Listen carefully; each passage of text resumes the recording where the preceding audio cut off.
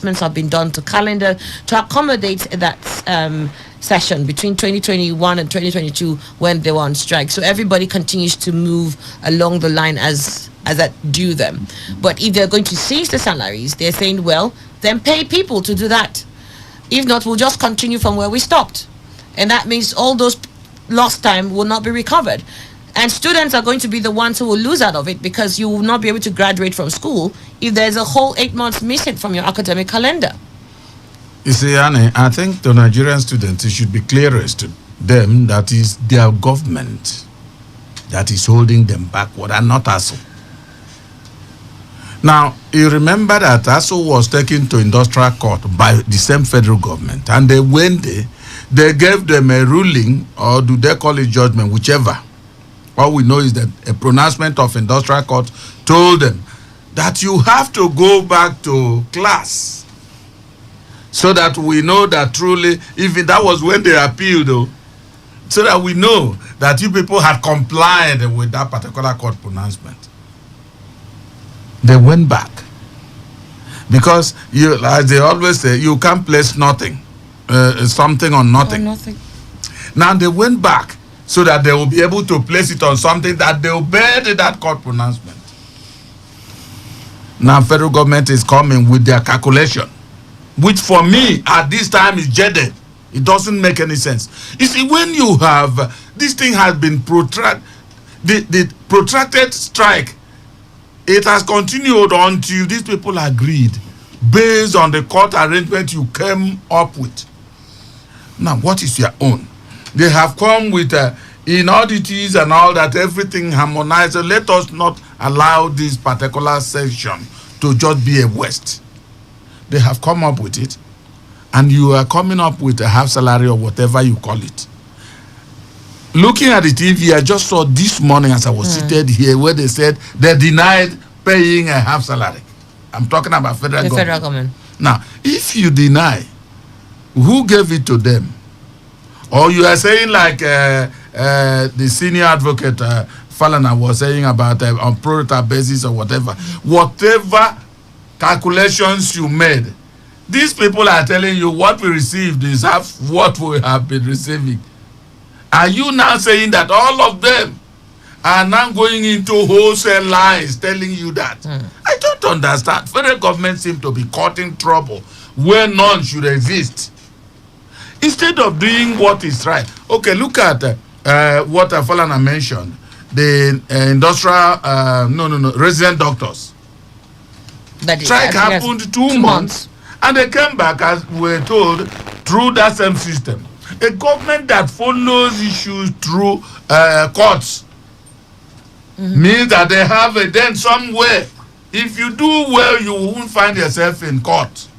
If there is no industrial harmony, industrial court will not entertain any case. Now, you are saying that also, in fact, if for instance they go back on strike, you start talking. And Nigerians, I think everybody is seeing it now.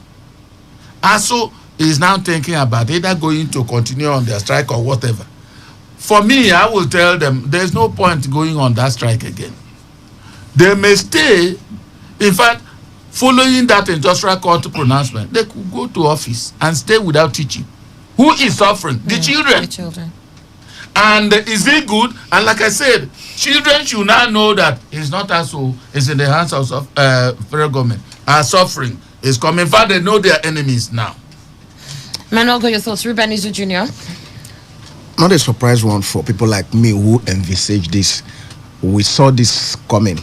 You know, when we discussed this at the latter stage of ASU and federal government and Kunua, as at when the federal government planned the plan B, or came up with a plan B to see how they can destabilize ASU. I said this thing clearly. I said, upon this tight a corner kind of that the federal government found themselves, and as well as ASU, whatever agreement they reach will not be holistic. I said it here.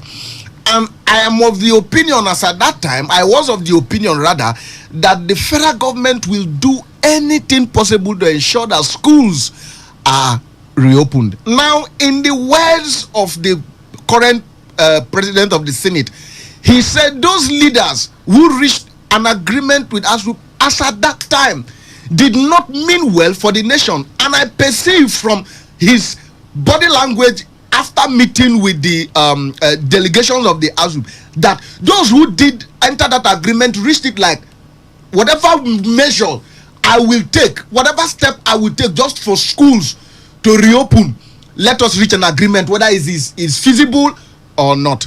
Now, if you listen keenly to the labor minister, you will know that it is a mere semantic.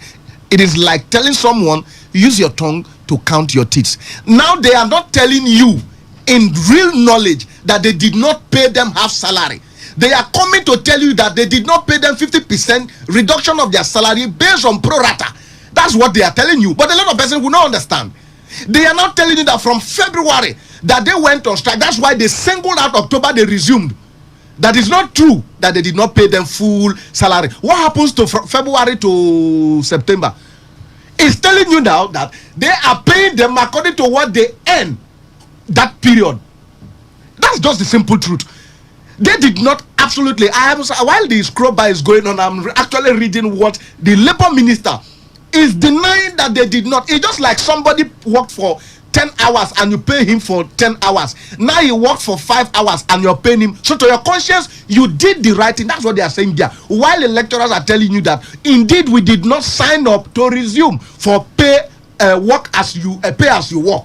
But the federal government, from this counterpart, the labor minister, they are telling you that indeed that was not what they agreed with the lecturers before they resume. That what they are paying them is exactly what they are entitled to because of the strike. So I think it is now left for the industrial court, for the legal team of the ASU and that of the federal government to see how. But it will be a very sad one that after 7 to 8 months of strike, and I also have this fear in me that the kind of shady arrangement with the federal government for these lecturers to resume, it will be the students that will suffer. And this is the case in a local palace that they say when two great lions, elephants fight, it will be the grass that suffers. Now, what will be in the provision of the industrial court, what it will be the fault of lecturers currently now that they come to class or they come to school resuming, but they did not, or they are not ready to meet up with their syllabus.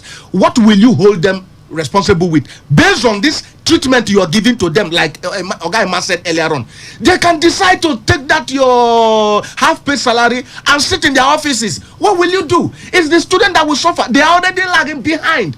So I don't know this kind of leaders. I was thinking that maybe the federal government will do the needful to ginger the lecturers to see how they meet up with their timetables, because they've really stayed at home for a while, and then you think of other measures to stem this further whatever. But I'm surprised now that upon resumption they are already staring it before the lecturers face that we are not ready to meet up with our earlier agreement, staring another strike again. But I pray that they shouldn't resort to strike. Maybe they should go to the industrial court to address this issue. All right, then. We got your thoughts there. Dr. C.H. Chinwo joins us as a legal practitioner, Secretary Elders Council, Labour Party, River State. And he's also the public affairs analyst and legal analyst. Most of all, he's living in Nigeria. Great to have you with us. Good morning. Thank you, and good morning. Thank you. Let's get to have your thoughts on this here. Yes, you know, and I've always said it that the only reason why Boko Haram terrorist group thrive in Nigeria is because the nation is fundamentally Boko Haram. Education is sin.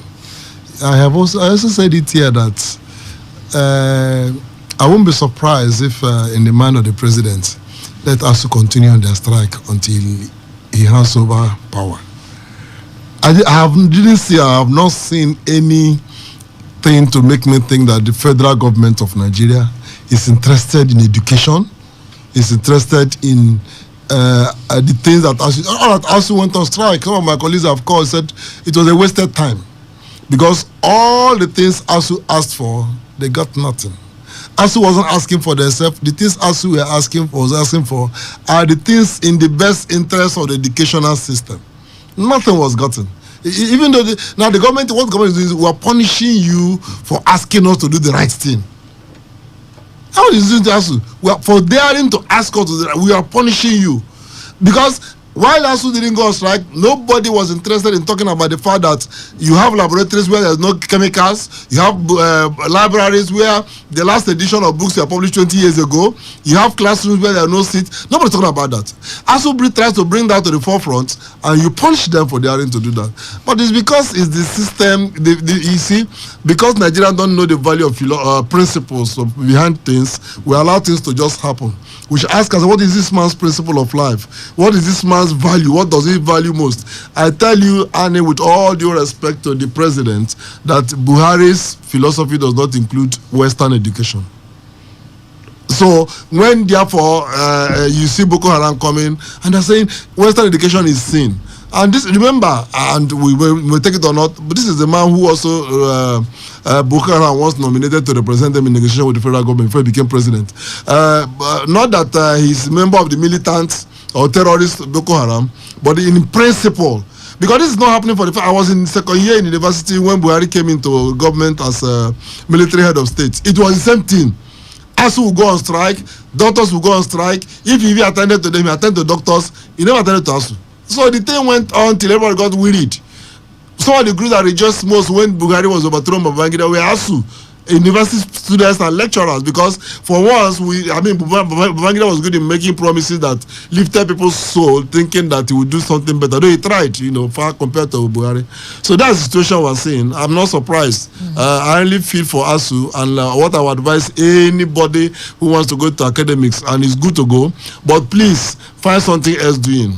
Nigerian politicians hate education, and especially the current ones at the federal level. And then, even at the states, if you are doing education in the state level, what they want is do as they want you to do. If you go outside there, they come in with all the power of states. Electoral independence, it doesn't matter here. Where are we pulling the scientists from who are supposed to be able to navigate that path? It shows you the kind of research we are going to. We think it's by establishing research institutes, and when we establish them, they create job for the voice. The people who don't even know what laboratory looks like, and they are the ones who are heading the Director General of Research Institute. It's really sad.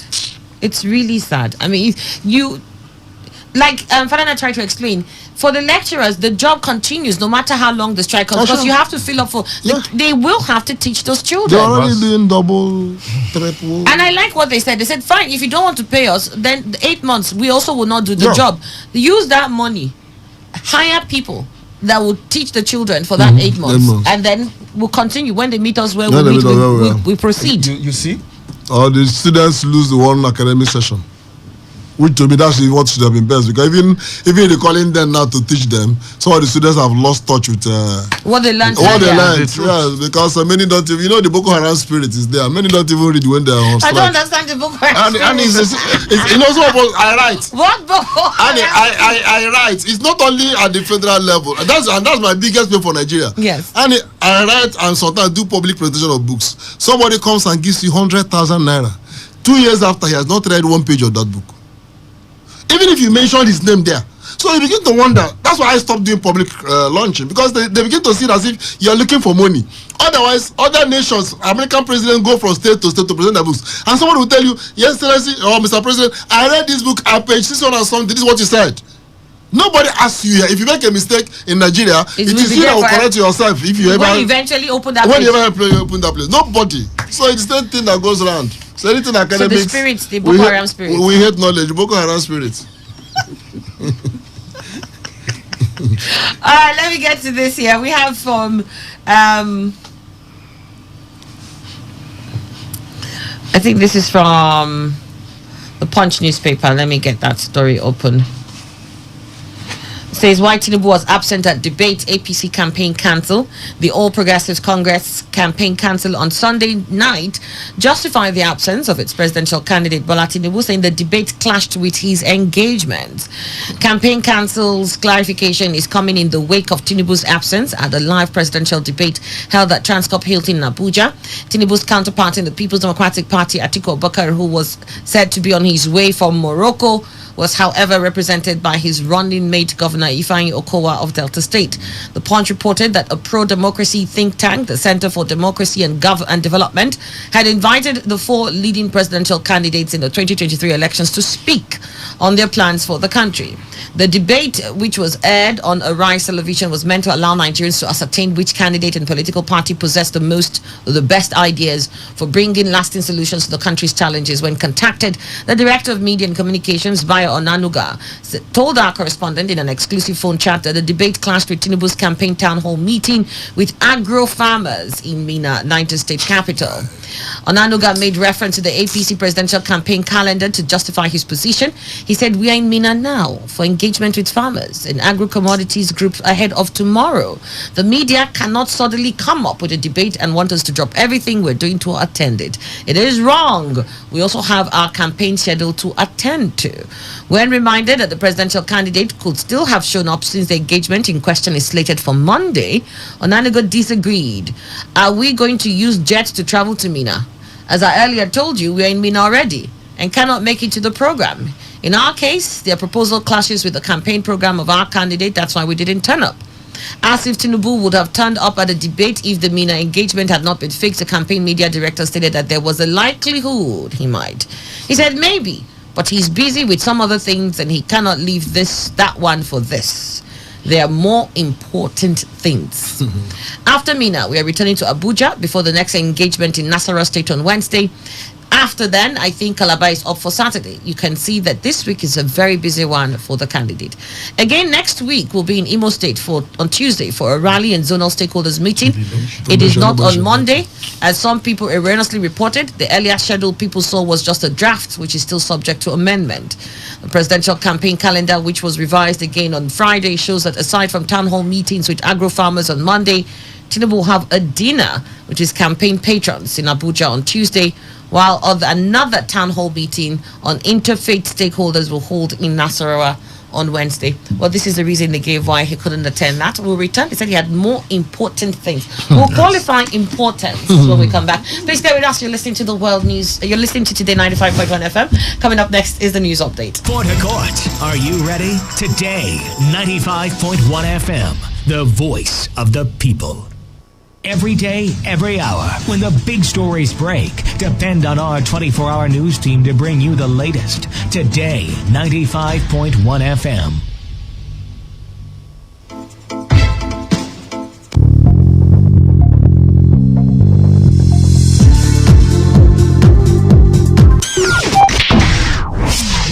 Today, 95.1 FM, Port Harcourt. News update. Hello and good morning. Here's the news update on Today 95.1 FM. I am Annie Abdul Salam. River State Police Command has confirmed the death of 5 persons who were shot during a court clash in Ahodo East local government area of the state. The incident took place in an estate close to the immigration training school in Omuigwe community in Ehoda Kingdom. The command's public relations officer, Grace Iringe Koko, in a statement identified 2 of the deceased as Chukwujeku Kingsley and Chibuike Thangod. Iringe Koko explained that the corpses of the 2 of the victims had been removed by the family for burial before the police arrived at the scene of the clash, while the bodies of the remaining 3 have been deposited at the mortuary. The traditional institution in Alessa community in Eleme local government area of River State has warned against the disruption of work at the Woji Aleta Alessa road being constructed by the state government. The paramount ruler of the community gave the warning while reacting to the approval of about 78 billion naira by the state government for construction of various internal roads across the state. Paramount ruler, who spoke to Today FM's Chinedu Iwuna, however, acknowledged that some valuers had underpaid some owners of farmlands in the community, but advised aggrieved persons to channel their grievances to the traditional institution or the local government authorities. Paramount ruler also commended the federal government for the approval of funds to repair the LMA axis of the East-West Road. A political economist, Professor Pat Utomi, has charged the Independent National Electoral Commission to step up its efforts on voter registration and the issuance of permanent voter cards. Utomi, who was speaking on a television program, claimed the electoral body was not doing enough. He said the fact that voter registration is not continuing is an invasion of the democratic rights of the citizens. Utomi accused INEC of putting bureaucracy above democracy. And on the foreign scene, the United Nations Climate Change Summit has opened in Egypt with a warning that the planet is sending a distress signal. UN Secretary General Antonio Guterres was responding to a UN report released yesterday saying the past 8 years were on track to be the warmest on record. More than 120 world leaders are due to take part in the summit known as COP27 in the Red Sea resort of Sharm el Sheikh. It kicks off 2 weeks of negotiations between countries and climate action.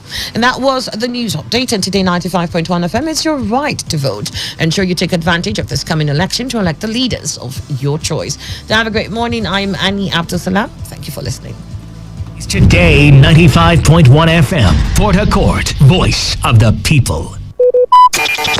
Talk radio. I listen to a lot of talk radio. 95.1 FM.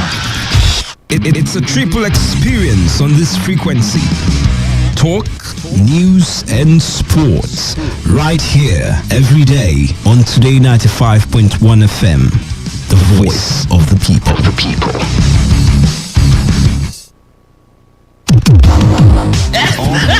You also see here. They worry. This government. For that station, John. Don't you worry, you. We're passionate about it. We love talking. We are Your number one talk radio station, 95.1 FM.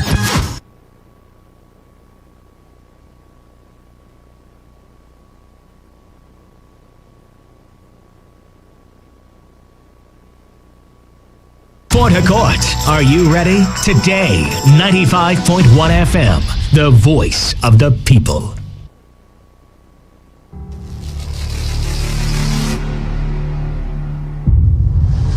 As the elections draw nigh, the future of Nigeria hangs on a thread. Is she going to become all the evil predictions? Or will she become aware of all her potentials? The leaders that will emerge will determine the path she will tow. As Nigeria journeys towards 2023, the yearnings of the people have become louder as poverty, insecurity, corruption and pain threaten the masses. And now, the voice of the people will no longer be silenced by bags of rice, wads of naira and yads of rapper. Today FM presents Towards 2023, an opportunity to bridge the gap between the politicians and the people, because power is by the people, for the people and of the people. Join us every Thursday by 5 p.m. as Today FM presents Towards 2023, an opportunity to bridge the gap between the politicians and the people. Towards 2023, which way Nigeria, which way Brave States?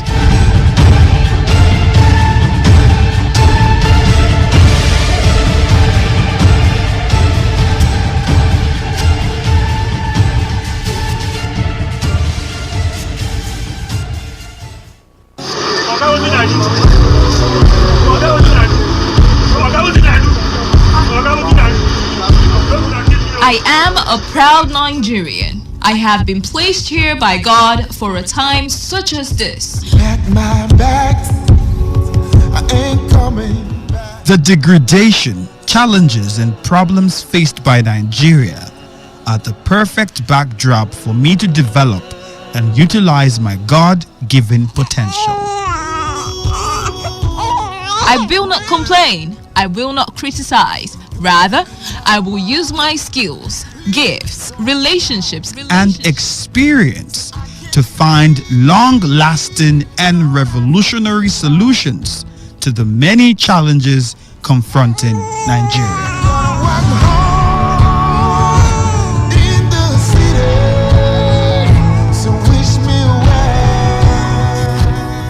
Nigeria will rise again. Because I am here, I will leave this nation a better place than I met it. I will work to make Nigeria a praise on the earth.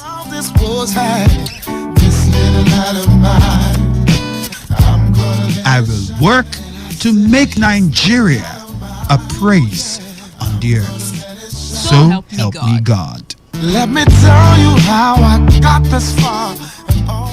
This message is brought to you by Today 95.1 FM, Voice of the People. You're about to listen to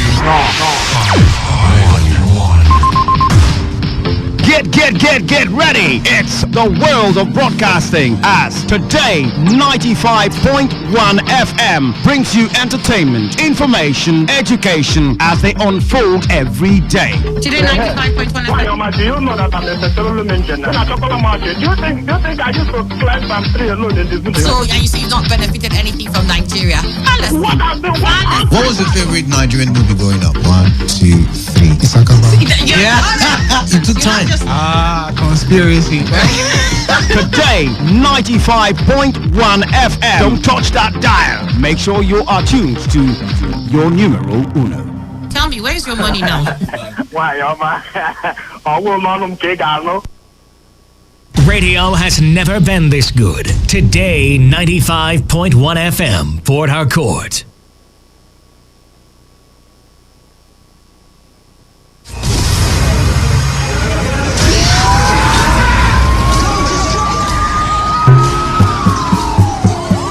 Peace is a situation where there is no war or violence in a society.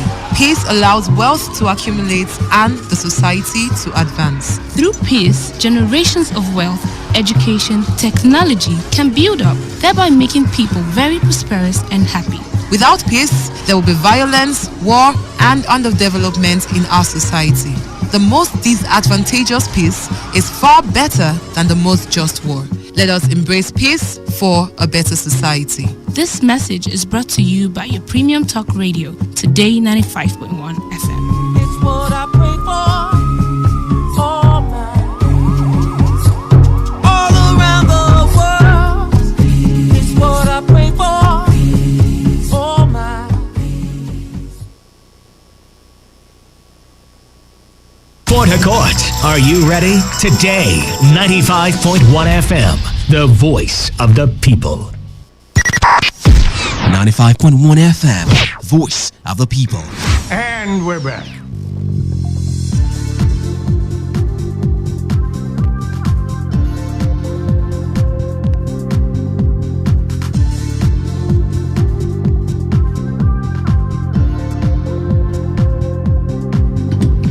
So 11 minutes has gone past 9. You're listening to Today 95.1 FM. And I've got with me this morning Bishop Dr. Uche Juliet Elue, aka the Jesus Baby One from Bethel Evidence Assembly, Home of Evidence. We'll be talking about some activities that Bethel Evidence Assembly is running. And before we get to that, though, let me just welcome her on board. Good Thank morning. you very Great much. to Good see you. morning.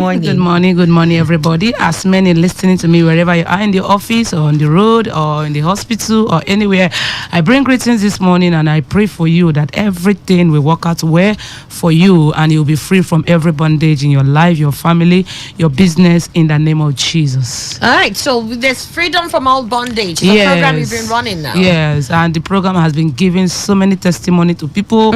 People are getting job, people are getting their freedom, and a lot of things is taking place. People are getting loan, jobs, and then now we have added skill acquisition. Last week, the poultry training have started. The skill acquisition on poultry has started already. Nobody's paying; it's free of charge, and it has started. And the prayers also is also going on. And I want to tell as many that is listening to me now, join us tomorrow 9 a.m. in the morning at back of former SARS office, anti-cultism, Rukboko, and the Sunday 8 a.m. in the morning till 10, while Tuesday 9 to 11. That is when this program is taking place at Belter Evidence Assembly. So call on these numbers now to make inquiries, ask direction. People are getting the loan. People are always there. Skill acquisition, prayers, cure for answer, loan without collateral, free medical. You know, the medical people are there, and a lot of persons have done their medical checkup. You know, so many persons does not even know that they are sick until you check yourself. You will not know that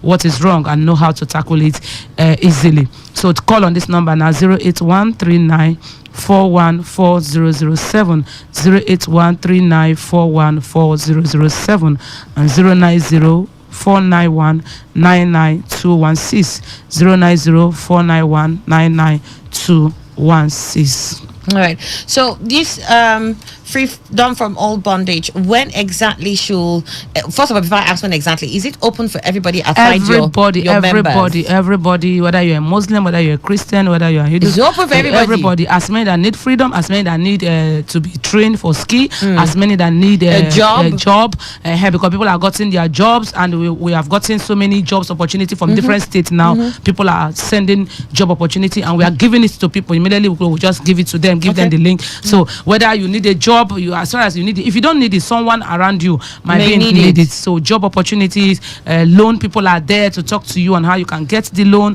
and prayer is also going on, and a lot of persons are testifying already for this very program. So everybody is needed, everybody is invited to come for it. Everybody.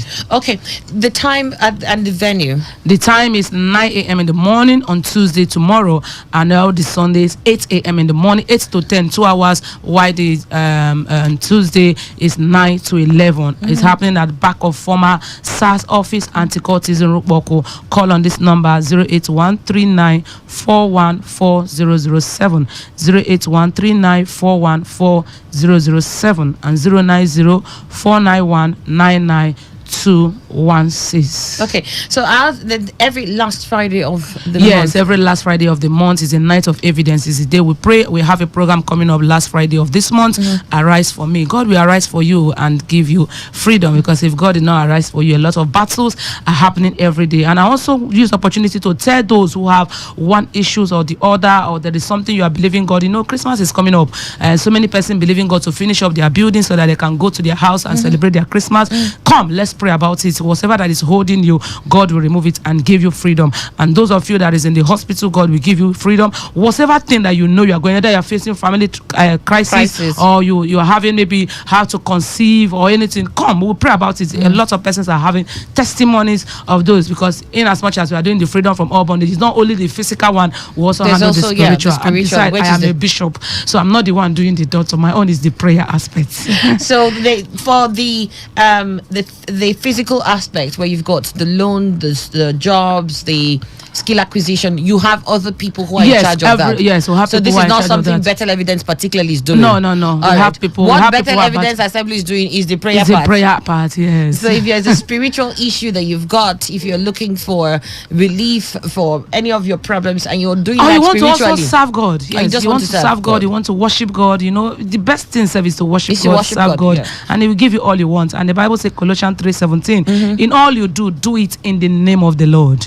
In the name of the Lord. So how can we reach her? I'm going to open the phone lines briefly for those who want to contact her right here and to find out some of the things that are going on concerning this freedom from all bondage program that is running on. I'll give you the phone lines for you to call, but after that she's going to call the lines, her personal lines, that you can reach in case you don't get through. Yes, some of people, person too, who are doing business, or some their business is not growing, but I want to let you know that within now December 31st, you are going to blossom in that business. Amazing. In the name of Jesus. So call on this number 08139414007, 08139414007, and 090-491-99216, 090-491-99216. All right, so to call into the studio, 0810-9510-951 or 081700000951. Those are the two numbers you can dial.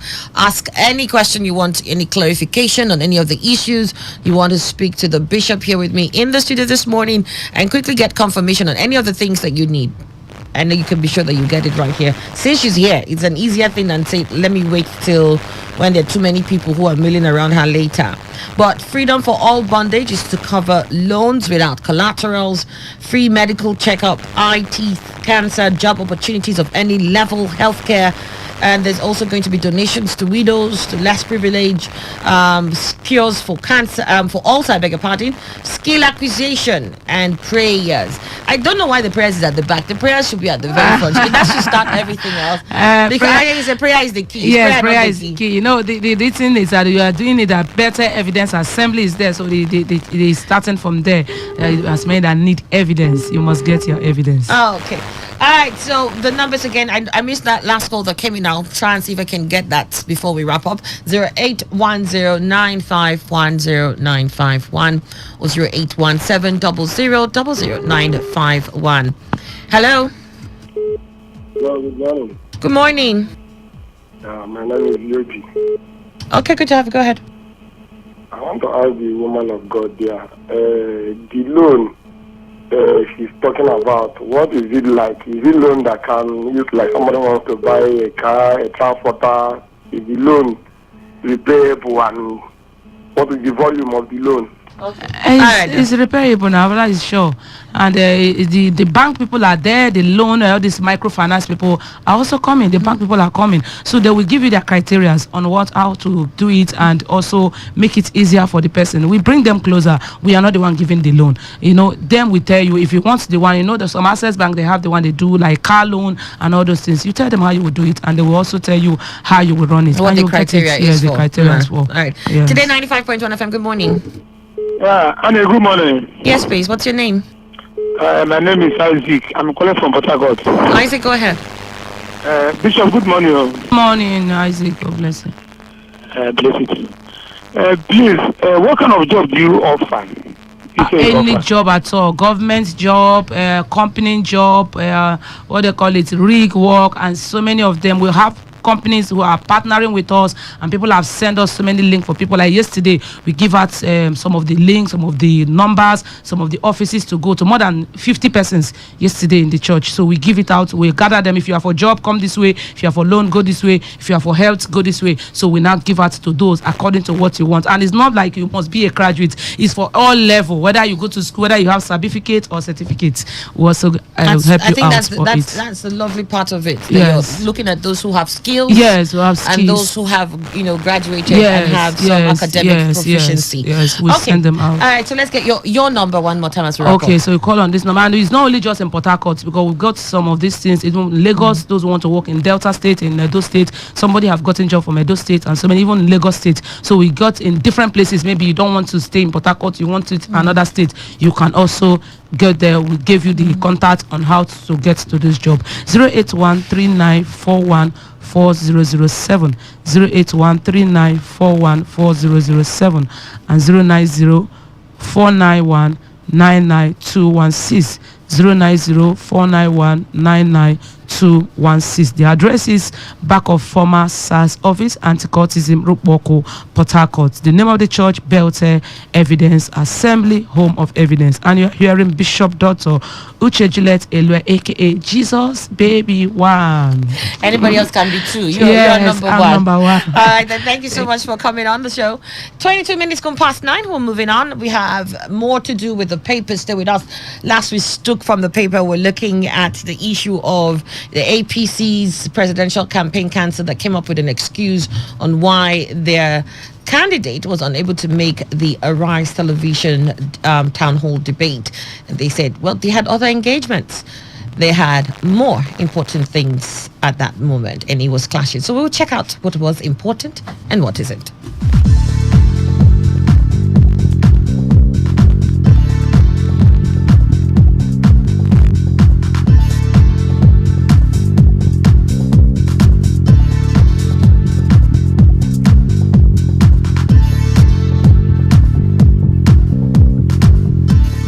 Is that 95.1 FM? Such a unique style.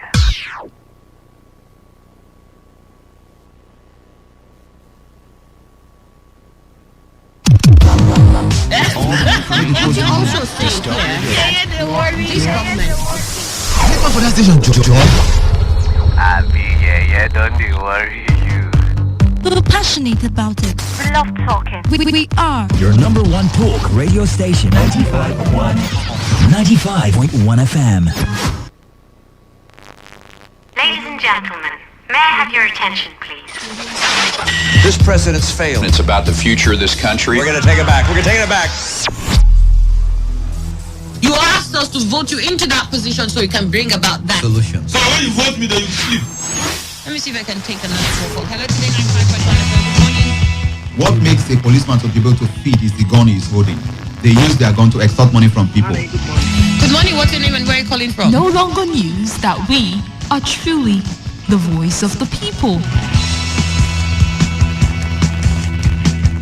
Am I not a slave in Nigeria? I refuse if you are. Yes, let's not get to that now. So the Nigerian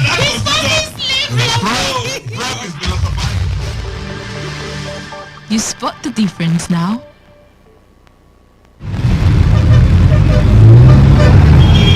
Live from the Garden City of Port Harcourt, Nigeria.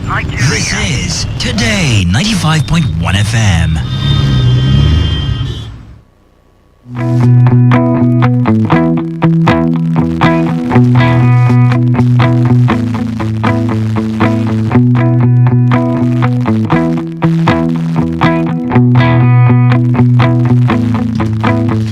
24 minutes has gone past 9 this 7th day in the month of November 2022. It's a lovely, lovely Monday.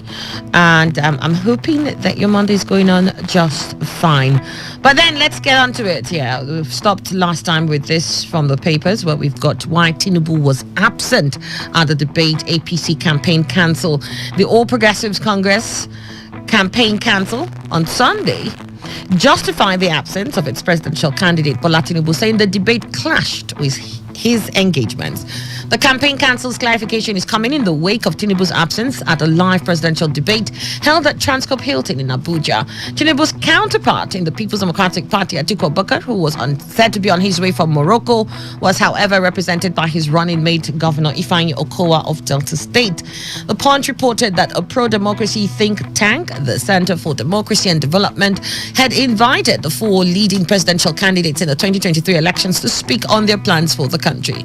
The debate, which was aired on Arise television, was meant to allow Nigerians to ascertain which candidate and political party possessed the best ideas for bringing lasting solutions to the country's challenges. When contacted, the Director of Media and Communications, Bayo Onanuga, told our correspondent, that's the Punch now, in an exclusive phone chat that the debate clashed with Tinubu's campaign town hall meeting with agro farmers in Mina, Niger State capital. Onanuga made reference to the APC presidential campaign calendar to justify his position.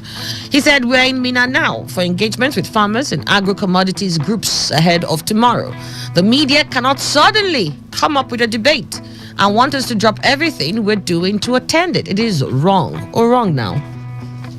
We also have our campaign schedule to attend to. We're reminded that the presidential candidate could still have shown up since the engagement in question is slated for Monday. Onanuga disagreed. Are we going to use jet to travel to Mina? As I earlier told you, we are in Mina already and we cannot make it to the program. In our case, their proposal clashes with the campaign program of our candidate. That's why we didn't turn up. Asked if Tinubu would have turned up at the debate if the Mina engagement had not been fixed, the campaign media director stated that there was a likelihood he might. He says he's busy.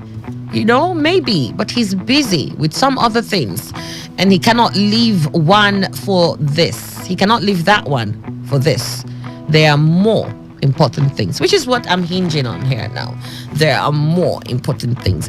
Now, the live debate is supposed to have been broadcast for all of Nigerians. And it was to touch on insecurity, which I want to believe affects all Nigerians. And it is one of the biggest questions on the lips of almost every Nigerian as we head towards the election, how to deal with our rising insecurity. And if what he needed to do was speak with a select group of agro-allied operators agro community in Mina, I don't think that was going to have the kind of broadcast level what was going on with Arise will have. It's just like the one he had with select businessmen in Lagos then too. It was just snippets of what went on eventually that we got to head. But he rightfully said, I was speaking to this particular community. It was their interest that I was trying to secure. So maybe the rest of Nigeria at that time, they didn't matter much. And I think that's the same thing that wants to play out with this meeting he's going to have in Mina. A select group of people, agro. He wants to know what their interest is and perhaps also share his plans for them going forward. It's not going to have the same broadcast level that this meeting was supposed to have. But we can't deny the fact that when we're looking at Nigeria, we know that one of the biggest areas where we need to grow our strength is in agriculture. We would say then that the fact that he's going to Mina to speak to this group of people supersedes having to be at Arise. I don't want to look at the issue of we can't be at Arise and be at Mina, because like the Punch newspaper said, you could have left. The meeting in Mina is on Monday, and then Mina from Abuja is not far, and he has access to planes. It's not the matter of are we going to use jet. They have it, they can use it. But let me look at the issue of importance here, and we're juxtaposing it against the group of people he wanted to speak to in Mina. Let me start with you, Emmanuel. Well, you see, Annie, I think politicians choose what is most important to them. That's just the answer I have, because if, as Emmanuel, I think the debates organized by Arise would have been more important for Nigerians to hear, because it's on different issues. And of course, these issues are the issues that have been worrying Nigeria and Nigerians. And everybody is just very much agog listening to hear at least, even if it's a snippet of what they could say, especially about insecurity. Even the farmers you are going to talk to in Mina, when they finish and everywhere is blocked by the bandits or terrorists as they may be called, would the farmers go out to their farms? Will they harvest anything? Can't we remember the loan given to them? What, I can't remember the name they called that loan. And then did they realize them? They have genuine excuses that these people didn't allow them to come to their right farms and all that. That is why that particular loan, I don't know where they have discussed that to. The issue is that politicians just make choices of what they will say, this is the most important thing for us. But I want to tell that Onanuga that he should understand, if this particular one clashed with their plan they have drawn for Mina journey.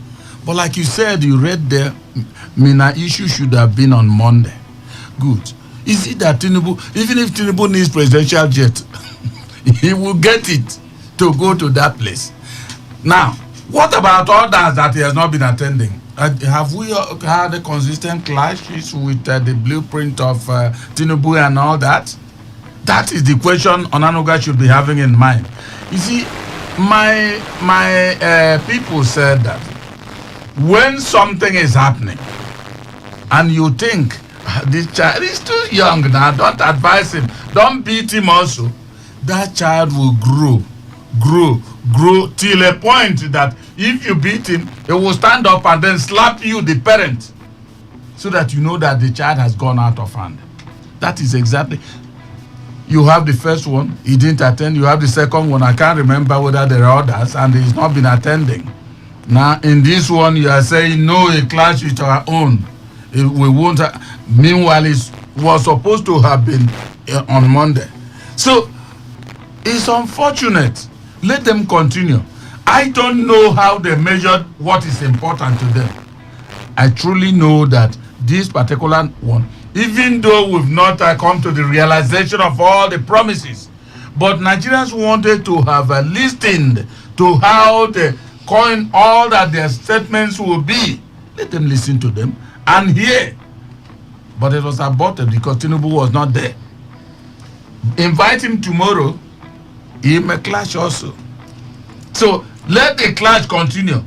But in the end, he wants to be a president of Nigeria. Like I said, Muhammadu Buhari did not attend presidential debate.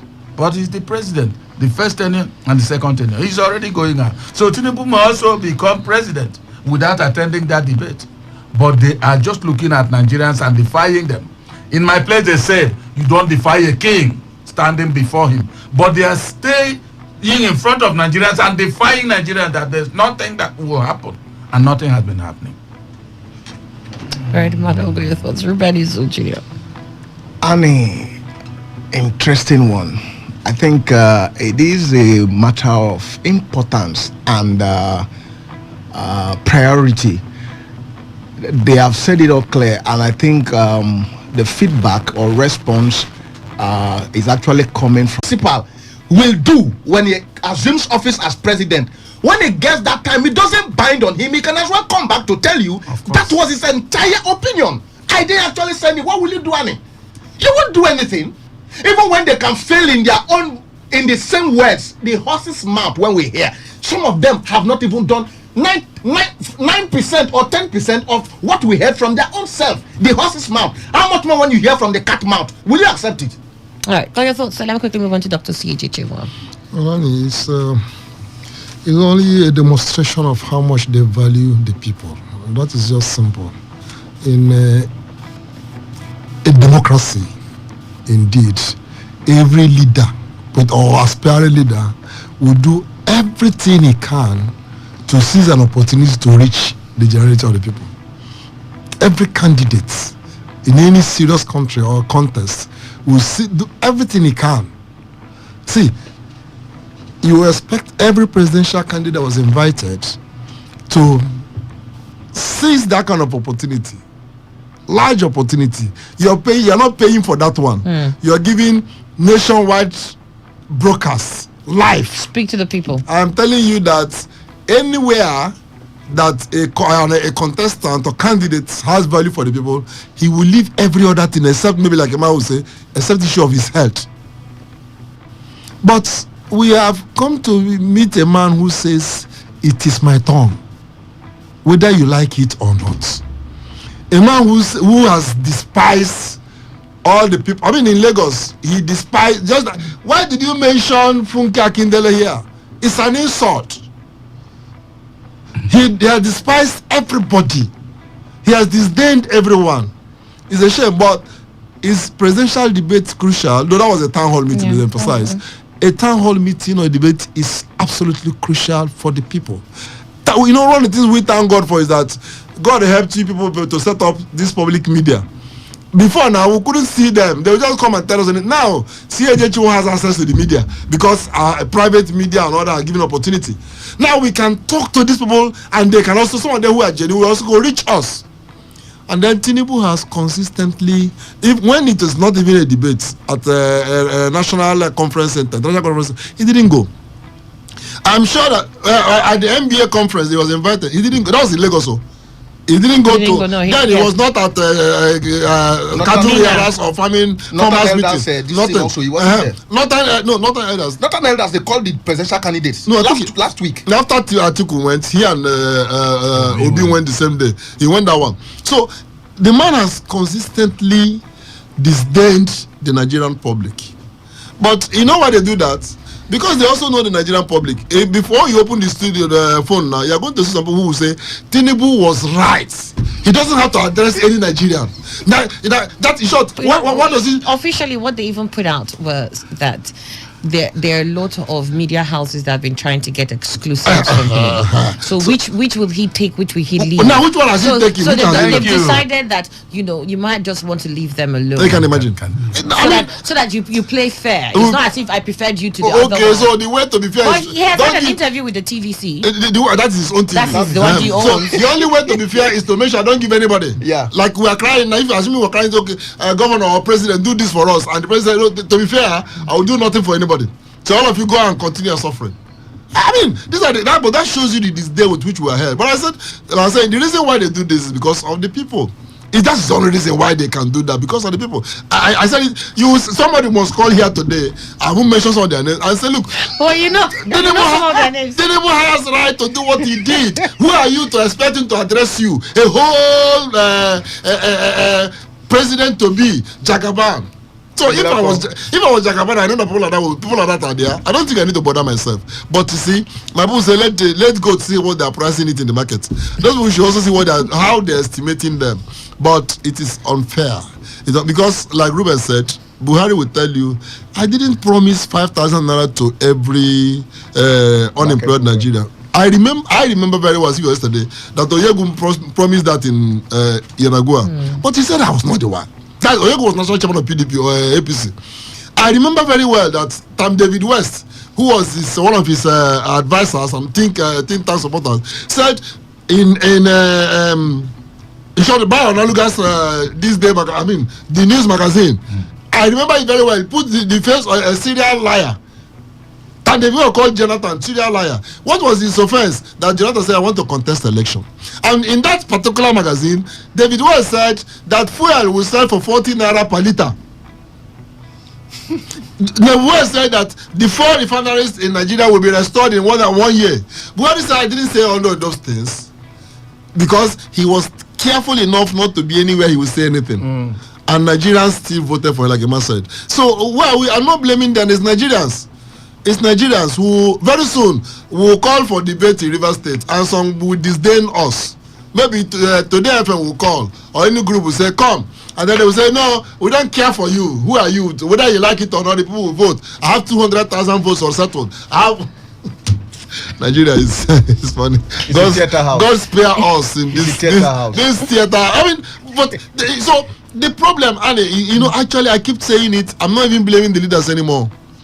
2015, before Wike came, he was sworn in. They invited me to discuss the lecture by Professor Koko. And I said, my problem is not with the leaders. All the leaders was there. Omeya was there. Wike, they all seated together. I pointed and said, my problem is not with the leaders, it's with the people. We treat them as emperors. And we are still doing it now. Today now, if I had a television program last week and I spoke on certain issues that nobody said what you said is a lie, but somebody said, somebody replied, why can't you be grateful for once?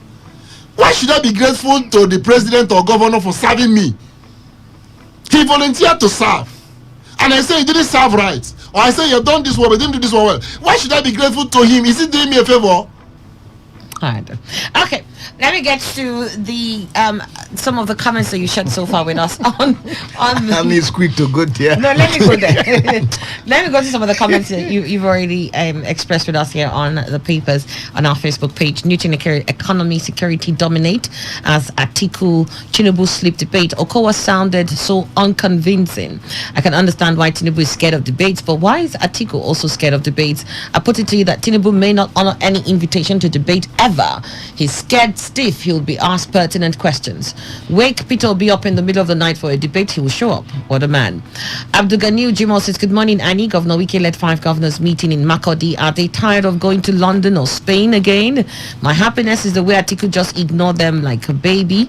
Very soon they'll humble themselves and quietly work with the incoming president Atiku by his grace. Bright Noyello says, good morning, Annie, Ima, and the guests. Electoral Act 2022 presiding officers risks. He says these penalties are not enough for them. The election officers are the real enemies of Nigeria. They take money from the politicians and rigged election for them. These electoral officers are lecturers who are crying today that the government has failed. Violators of electoral laws should be sacked from his or her job without benefits and jailed for life. Scientist Elochi, good morning. It's so painful and annoying. Okay, I think Scientist Elochi, we fixed that problem for you. Thank God ability at table. Wike-led G5 governors meet in Makurdi. Any PDP should not, I don't know what to toy with this man of wisdom. I think you mean should not toy. They should not toy with this men of wisdom, no matter how they pretend that they cannot do without, that they can do without them. If Atiku Abubakar feels that he can do without these men of wisdom, his chances of winning the presidential election will be difficult for him because these men are in charge of their respective states. Okowa Charles, Tinubu Atiku absent at town hall meeting. I don't blame the individuals and their party for their actions, but the educated and well-exposed individual citizens who openly defend mediocrity, incompetence, lack of intellectual content, corruption, yet will visit all radio and TV stations to cry on how the same persons they market has performed badly after they're left out of the sharing formula. Newton carry debate as governor. I never borrowed, says Obi. Peter Obi's record speaks for him, but we live in a country where those aspiring to be president and leaders believe their money will speak for them. Obi's antecedent speaks loud and clear. He's the right man for the job. The sole assassins have made it their life project to ensure misfits become president and rulers of all. Peter Obi never borrowed. This reality scares them to death. During yesterday's debate, every claim made by Peter Obi was verified. Not so for the others. God bless Nigeria. Christopher Nwogu, Wike-led G5 governors met in Makurdi. Why didn't they go to London? Why Makurdi? Are they tired of traveling to London and Europe? No amount of meetings can bring PDP back to power at the center. Nigeria will never forget PDP's 16 wasted years. Manakwe Joy, nobody is intimidating any Nigerian media. You sent that in.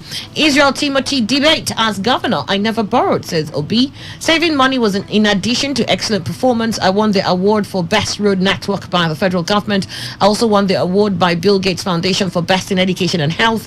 And he see track record. See antecedent. Obi for president. Tangled ability at table. Okoa explains Atiku's absence at Town Hall series. Was Atiku Abubakar not aware of the Town Hall series before traveling outside the country as usual? We don't need a president that will be sending a representative in any event. Atiku Abubakar and Bola Tinubu have no reason to justify their absence at such an event. Umanokwe Joy, federal government pushing manufacturers and others out of existence. Very painful. And some humans will come out and still vote for APC government to power again. No more, he says. Bright Noyero, assets for future federal government behind Ekwemadu's UK ordeal. Ohaneze just wanted to be in the news, having lost contacts with the Igbos. How can one man own such number of properties? Will he take these properties to heaven? Ohaneze is fond of finding tribalism into any issue that concerns the Southeasterners. It's too bad. Dave Aswala, as governor, I never borrowed Obi. Obi should stop painting himself as a saint. He should stop talking about the good things he did and address why he did the wrong ones, like not conducting council election for years in Anambra and why he was impeached. We don't need a saint, but one who is ready to accept his previous mistakes and learn to, I think, take a different path is what you mean. If he keeps painting himself in the way that I will then put it to him. I will then put him in the same pedestal as the others. Lawrence, he said, Kenyatta, no government can address all Nigeria's problems. Good morning, Annie. We know you can't solve all the problems, but if you can just try to hear from the people as Obi do and have time to listen to the right media, you can go a long way. Please, you really have to go through this message, whether you read it out or not. Media is kind of misleading and being APC is a failed party, a failed government, no matter how their party blind people may defend it, but they're paying a radio station to advertise them of how good their candidates are, and the station knows that it's just to sell.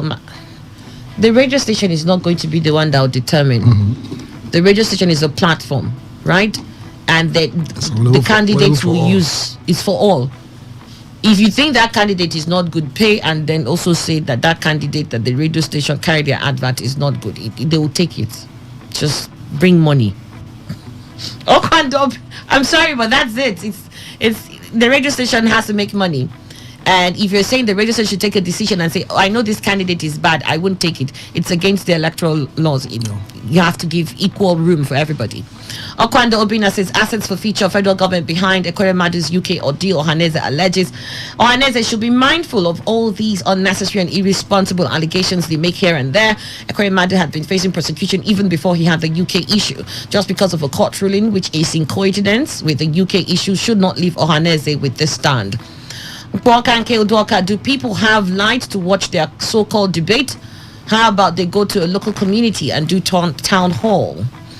I think remember that there were still guests in the building. There were people who were there, but aside the immediate members of that town hall meeting and the guests there, there's also the ability to project that by broadcast, Stanley, and to reach a wider audience, to the whole nation. Yeah, at least all those who have light.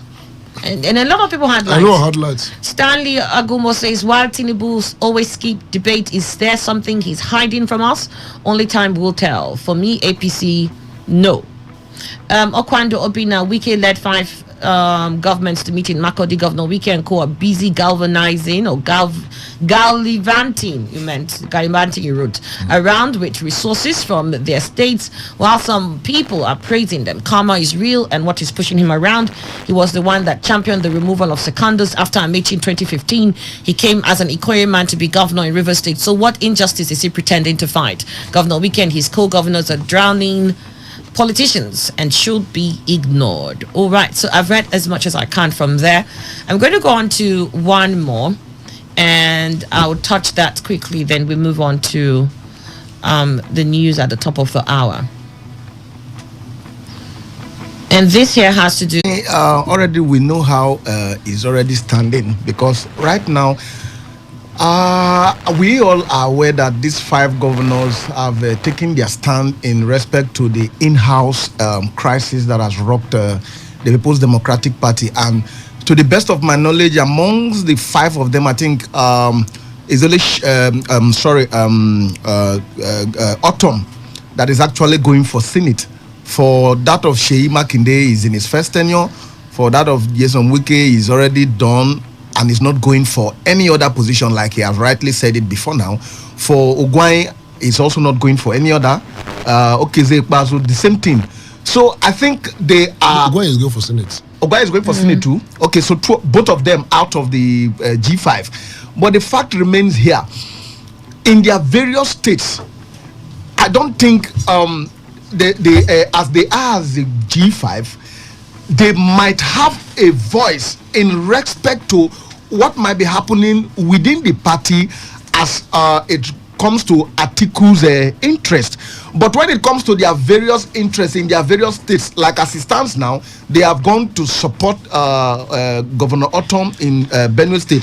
And now we also know that the crisis rocking the party, some elders some time ago came out and won the Benue State governor. If he did not subpedal in the fight against Yocha Ayu from Benue State, which they both hail from the same state, that he should kiss his senatorial ambition a goodbye. Goodbye. Yeah, I heard that story in the newspaper. I saw that story in the newspaper, I think about 2 weeks ago. Now, for him, already the issue has started snowballing for him there in Benue. For Enugu, I don't know how Ogwai has actually handled the party's affair ahead of his so-called affiliation with the G7 against the party at the national. But for Autumn, it's already a little battle, because even till last night, I saw a word that is having a crisis now, citing the fact that the state PDP chairman is already taking side because money has been paid. I saw it yesterday. So already Autumn has a huge fight now already coming out from Benue State. For Rivers State, for now, is relatively peaceful. For Abia State, there's no personal ambition for it, except he's candidate. But for Enugu State, where Ogwai has ambition, he's also not having any challenge within the state. But you know how these things can actually become. Now we know the truth about it is we are waiting for the real time. When it comes, a lot of persons might be quiet now, but when the very time comes, you begin to hear they speak from different sides. Dr. C.J. Chingo, let me quickly get to you. If you can share something with me, 1 minute. This requires more than 1 minute. I know. We are living in Nigeria, so you should know better. It's a pity these 5 governors, they are turning themselves to what Amici and his group turned in new PDP. And we see how it ended for them now outside there. And that's where I fear it's ending for the rebellious G5 now. Their fight doesn't make sense. I'm telling you. To me, it does. The only sense it makes for me as a partisan is let the crisis continue. Otherwise, because it will favor Labour Party in particular. But otherwise, the fight of this man shows so much lack of principle, immaturity, political immaturity, and leadership immaturity, particularly. And I feel really ashamed to see it. And it's more painful for us in Rivers State. It has led to the point that the governor of Rivers State is taking our money and our resources to go and campaign in Benue State. It's one of those unheard of things in a democracy, constitutional democracy. But here, the governor seems to be the emperor or the king. So that's where all these whole fights is a distraction. And one day, I believe that one day we will begin to convince ourselves that we have done the wrong thing.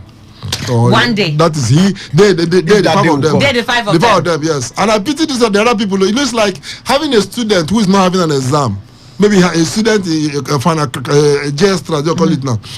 This one has written GCE and got all his papers. Then his fellows have not written. They are writing WAEC. When this one is playing, you can't follow him. Wiki has finished. And this one are following him. That's why I made mention of this. They'll pass Neko, don't worry. They'll pass Neko. And we will conduct that Neko. The news update is next. Please stay with us.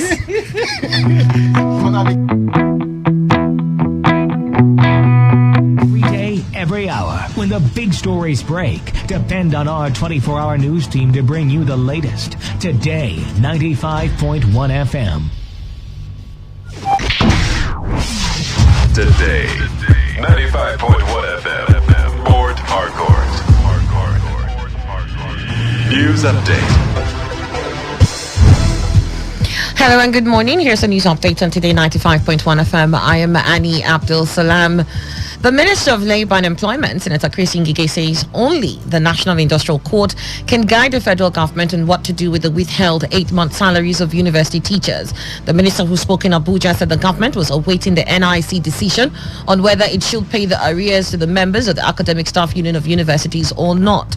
But activist, lawyer and counsel to ASU, Femi Falana, urged federal government, President Muhammadu Buhari in particular, to direct the payment of the 8 salaries to the lecturers who were on strike between February and October. The minister said ASU members dragged his ministry to court over the resignation of the Congress, the registration of the Congress of the Nigerian University Academics, and the Nigeria Association of Medical and Dental Academics. The minister also revealed that ASU leadership dragged him and the registrar of the trade unions before the NIC over moves to withdraw the registration certificate issued the union for failing to submit its audited accounts since 2013. He added that the two issues were before the NIC for adjudication. Bayelsa State Emergency Management Agency has revealed that no fewer than 96 persons have lost their lives, with a total of 1,344,014 persons affected directly by the devastating flood in the state. An official data released today also indicates that 1,210,183 people have been displaced from their houses. The state capital, Yenagoa, recorded 26 deaths, which is the highest fatality figure so far. Confirming the official data, the state SEMA chairman, Walaman Igurubia, said collation of data from the field is still ongoing, while observing that the heavy flood affected farmlands, school buildings, health structures and other facilities. Igurubia made it clear that the preliminary reports and data available to SEMA and other agencies indicated that Bayelsa State remains the most flood impacted among the states in the country. A blind citizen of the Niger Republic and 2 nationals of Pakistan have been arrested for cocaine trafficking in Nigeria. While the Pakistanis were apprehended at the Murtala Mohammed International Airport in Lagos, the Nigerian was nabbed in Katsina. In a statement, NDLEA spokesman Femi Babafemi identified the Pakistanis as Asif Muhammad and Hussein Naveed, saying that they were nabbed with 8 kilograms of cocaine concealed in a public address system while attempting to board a Qatar Airways flight to Lahore, Pakistan via Doha.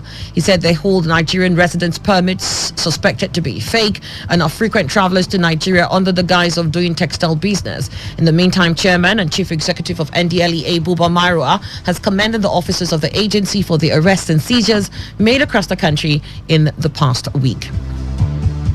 And now on the foreign scene, South Korea's President Yoon Suk-yeol has apologized for the deadly Halloween crowd crush in Seoul, promising to hold to account officials who failed to respond effectively to the tragedy. Yoon offered the apology today during a meeting to review safety rules as the country mourns 156 crush victims, most of whom were women and young people in their 20s and 30s. The 156 victims included at least 26 foreigners. A further 197 people were injured. At today's safety meeting, the president pledged to overhaul the national safety management system, carry out a thorough investigation and bring those responsible for failings to account.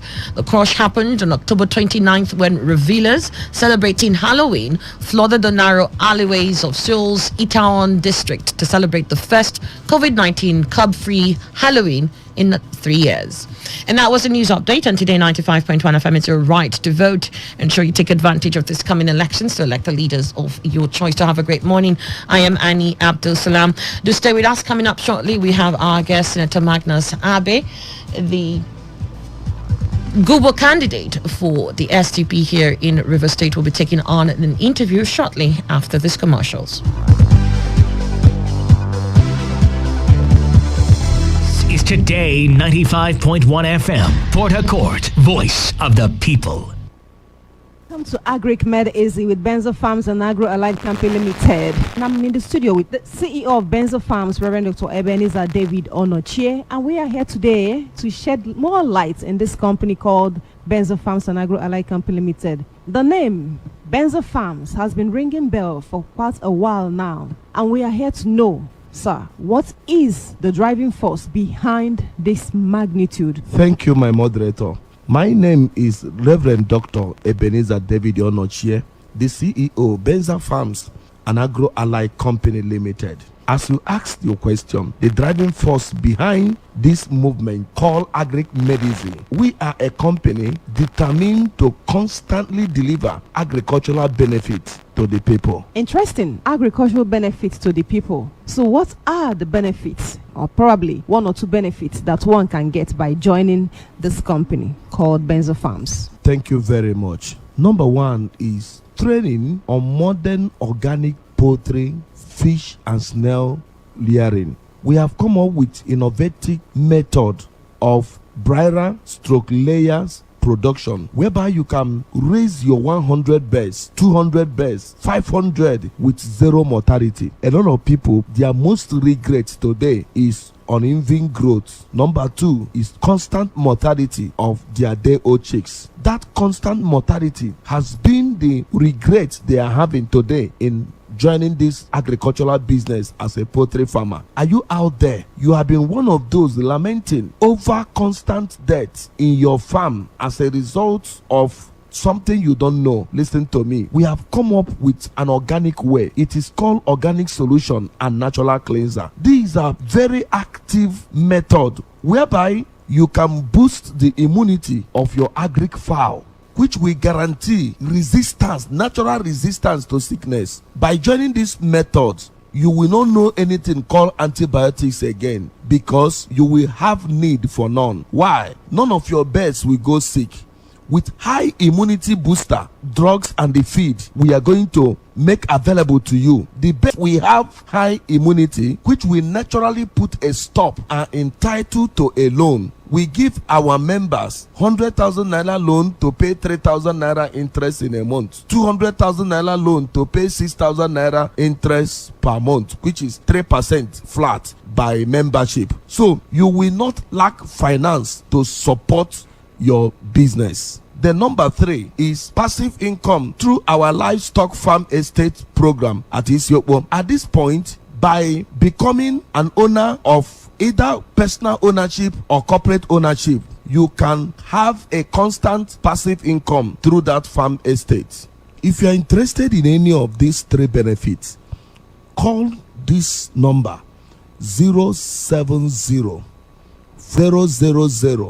If you want to gain more knowledge on how to rear your farm in the modern ways, I'm sure you heard how he described it through organic poultry, organic fishery and all that. If you want to get that knowledge, you must have to call the numbers. Then he talked about financial support. Very, very important. Because most times people say, oh, I would have done this, I would have done that, but I don't have money. But you heard it now. If you go through the training, the money to support you wouldn't be the problem, provided you showed interest. So what are you waiting for? Start calling the numbers that he called, 0704 5000 0704 5000 to get that modern training today on poultry, fishery and snail, whichever one you want, or to get that support that is so much needed for your poultry business. Do not delay. Let's make hay while the sun shines. All right, sir, you talked about passive income through our livestock farm estates program. Very, very interesting, because I want you to elaborate more on that. So how do one get into this livestock farm estates? How does one get a passive income? How is this possible? Explain it more. All right. There are people who want to venture into agriculture, but they don't have the land or the building or the technical knowledge on how to go about it, because either they are busy with one of their business. Benza Farms and Agro Alloy Company Limited have made it easy. We have a farm estate at Isiokpo. We have acquired 112 plot of land there. And that farm estate, we have a broiler section, we have a layer section, we have fixed section. You have desire to become one of the people that will benefit from this passive income. How are you going to get involved? If you get the land at 1,570,000, which covers the land, the perimeter fencing, and all the revenue of any type, you have paid all at 1,570,000. Structural building, poultry equipment, and the working capital, which will constitute about 5 million naira, you can get that loan from the microfinance arm of this company. That means by paying 1,570,000, the company can give you a loan of 5 million naira to invest in that estate. What are you going to do? From the 5 million, you can now build your modern broiler housing or layer housing with the poultry equipment. Then the rest of the money will serve as a working capital. And the company will give you up to 3 years repayment plan. That means from what you are getting from the farm estate, you will be paying 70% as a repayment, 30% goes to you until you are done with your payment. Listen to me. We will provide the workers, train them, and they will work for you with our team of veterinary doctors and animal science. Take for instance, somebody that owns a 1,000 capacity building of broilers can make sell with 700 naira per one. 700 naira per one of 1,000, you make 700,000 in 2 months. And that 700,000, 500,000 can go for repayment of your loan, while 200,000 goes to you. And you can do this constantly for about 6 times in a year. Times, you see how much you have made for yourself, and you are fully paid there, and you are making money. That is what we call passive income through our livestock farm estate. For those who are so busy somewhere, but they want to make money through agriculture. Wow. People, I say this is the balm. What are you waiting for? This is very, very self-explanatory. So for those of you who have dreams, sure you must have a special seminar to sensitize the people on how to get to this goal of yours. So do you? Thank you very much. Every Tuesday by 10 a.m. in the morning, we are having a special class on organic poultry layering. Free training on how you can go about achieving these great results.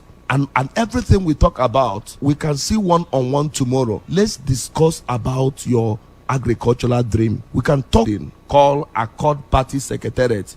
Opposite that Accord Party Secretariat is where our office is.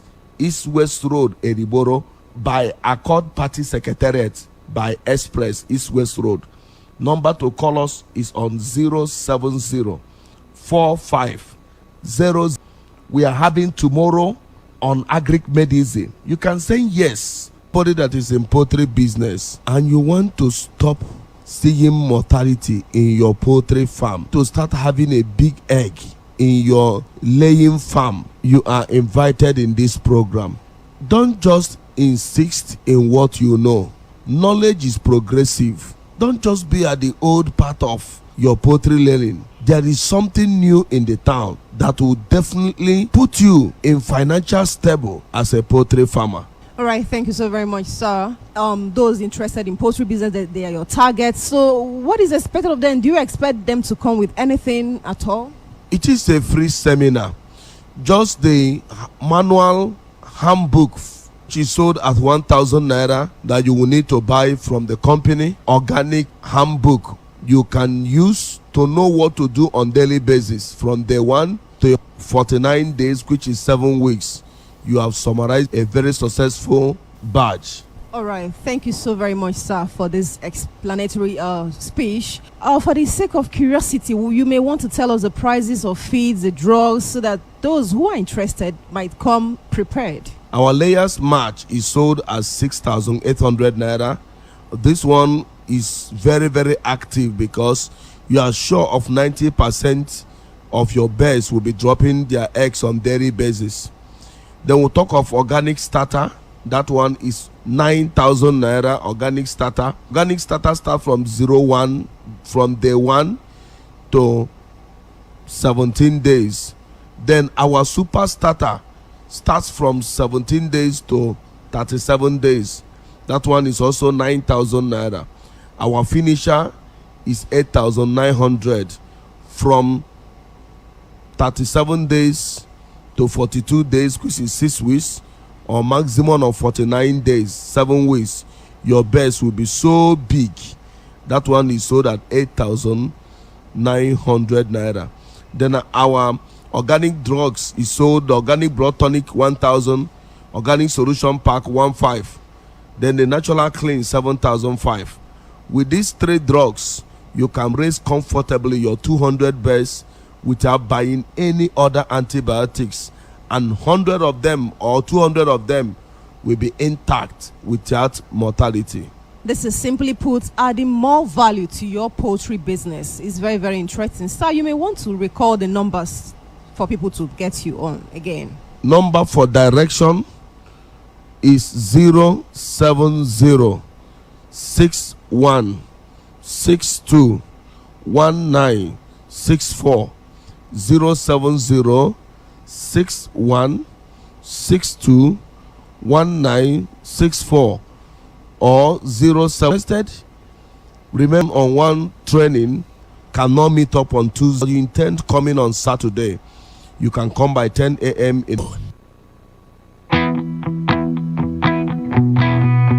Wake up. This is Today's Quest with Annie on Today 95.1. The best of sports, lifestyle, analyses, and much more. Can you feel it?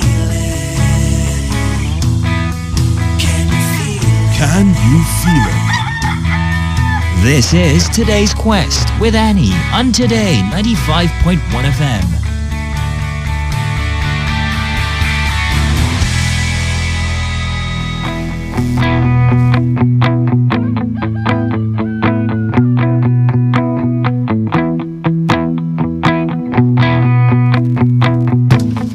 It's exactly 22 minutes after 10, and so we are going to kickstart. I did promise we'll start this immediately after the news update, so I apologize for the commercial that we had to run through.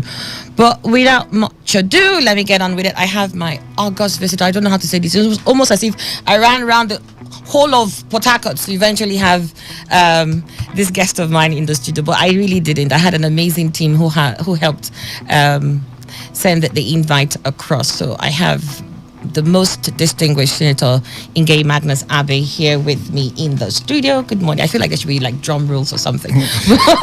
Good morning. I'm truly excited to have you here with me in the studio. Good morning, sir. Good morning, and I'm equally excited and happy to be here.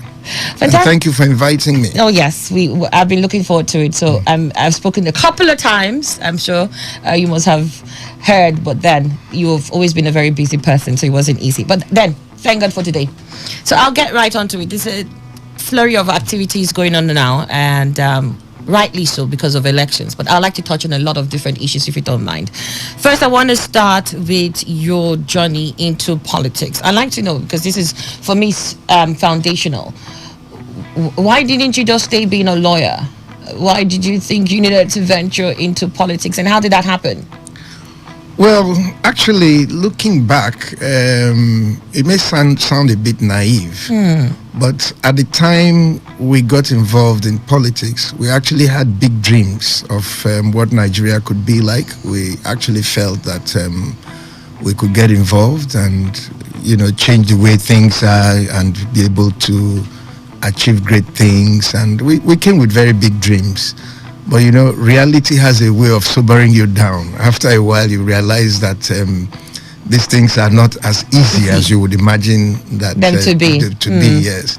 But we still believe in those dreams, and we still believe that if you continue to chase the stars, you might be lucky one day and you catch a star for yourself. So we're still on it. Yeah, I'm glad to hear that. You started off with what political party?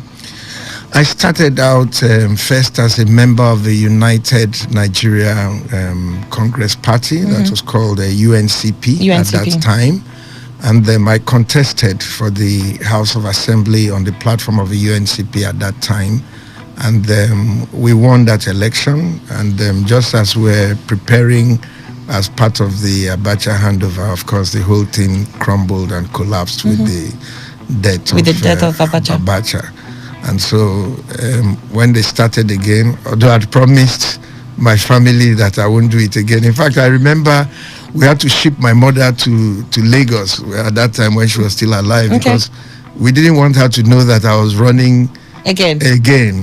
and I went back to the All People's Party, and I ran again. And of course, everybody's aware of the drama that happened during that in that election. But I was still successful, and I was elected to the House of Assembly on that platform. So it's been a long journey. It has, and I was reading a bit about it, and I saw that you know, at different times you had to be with different political parties.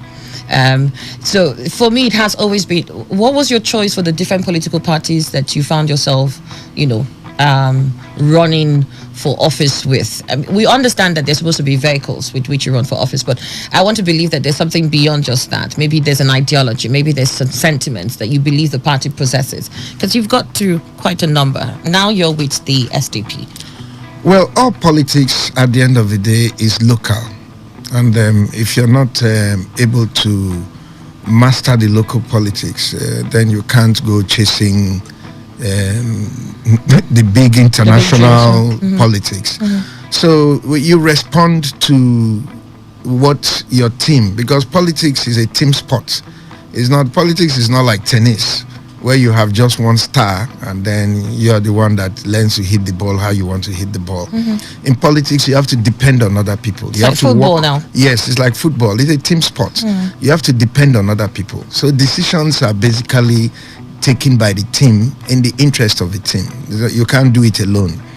So if you're working with a team, and the team decides that for any number of reasons, including ideology, you need to move here so that we can continue to do what we're doing. If you don't move with the team, then you're alone. And once you're alone in politics, you can't even play. So that's the way it goes. All right, then. Let's get to something that's more recent now. This campaign of yours to be the next governor for Rivers State. Why do you think you're most ideal? Let me start from that before we move into. Why do you think you're most ideal? No, it's not about what I think. It's about what the people of Rivers State think and what they want. So there's always the man thinks he is, but then there's also always the man that the people think the man is. So it's not just about what I think. What I'm doing, like what anybody in my position will do, is I have studied the challenges and problems of Rivers State. I have been conversant with the whole process of trying to look for solutions to some of these challenges through different administrations. And I believe that I have acquired quite a bit of experience and knowledge about Rivers State and the challenges that we face here. And I think that we have come up with some solutions to some of the known challenges of our state, and we're sharing those solutions with Rivers people. It is their decision to make. If they buy into these ideas that we're bringing forward and they're ready to try it, we all work together to be able to achieve the great things that we can all so far only dream about for Rivers State. What I know is that every human society, is about progress. Progress means you move forward. Progress means you improve. So with time, if you have been doing things in a certain way, you review the things you have been doing. What are the things that are giving you the kind of results that you want? How do you improve on those things and do them better? What are the things that are not giving you the results that you want, that are pulling you back? How do you diminish it and reduce it so that you do them less? I think human society is a mixture of those two drives. You improve on the things that are good, do them better, do them faster, do them cheaper, and then you reduce the things that are bad, do them less until you eliminate them and make them totally unnecessary and irrelevant. I think that's what progress consist of. So we have looked at some of the challenges we face in Rivers State. To be able to understand what you're doing right, destination, you can't even have a review. So you continue to do the same thing over and over again, and you're dissatisfied with the results because you're not getting what you want. So I think that the most important question that Rivers people have to ask and answer is, what do we want? Where are we going? That's how we know if we're going forward or going backwards. Going backwards. But if you don't know where you're going and you don't have an idea, it's like a man who just goes to the park and then you have no destination. You just see a vehicle and you enter. Maybe the vehicle is going to Umuahia. Then you start going to Umuahia, but you have nothing to do in Umuahia. But if you leave your house and you know that you're going to worry, maybe you have a business you want to go and do there, you have somebody you need to see, your wedding, you have to be convinced. You have to be convicted within you. You have to have something in you that you can share with the people and do things better. I think that's what this. So what's the Senator Magnus style? What's the thing that you're doing differently? What is it about you that people say and say, that is it.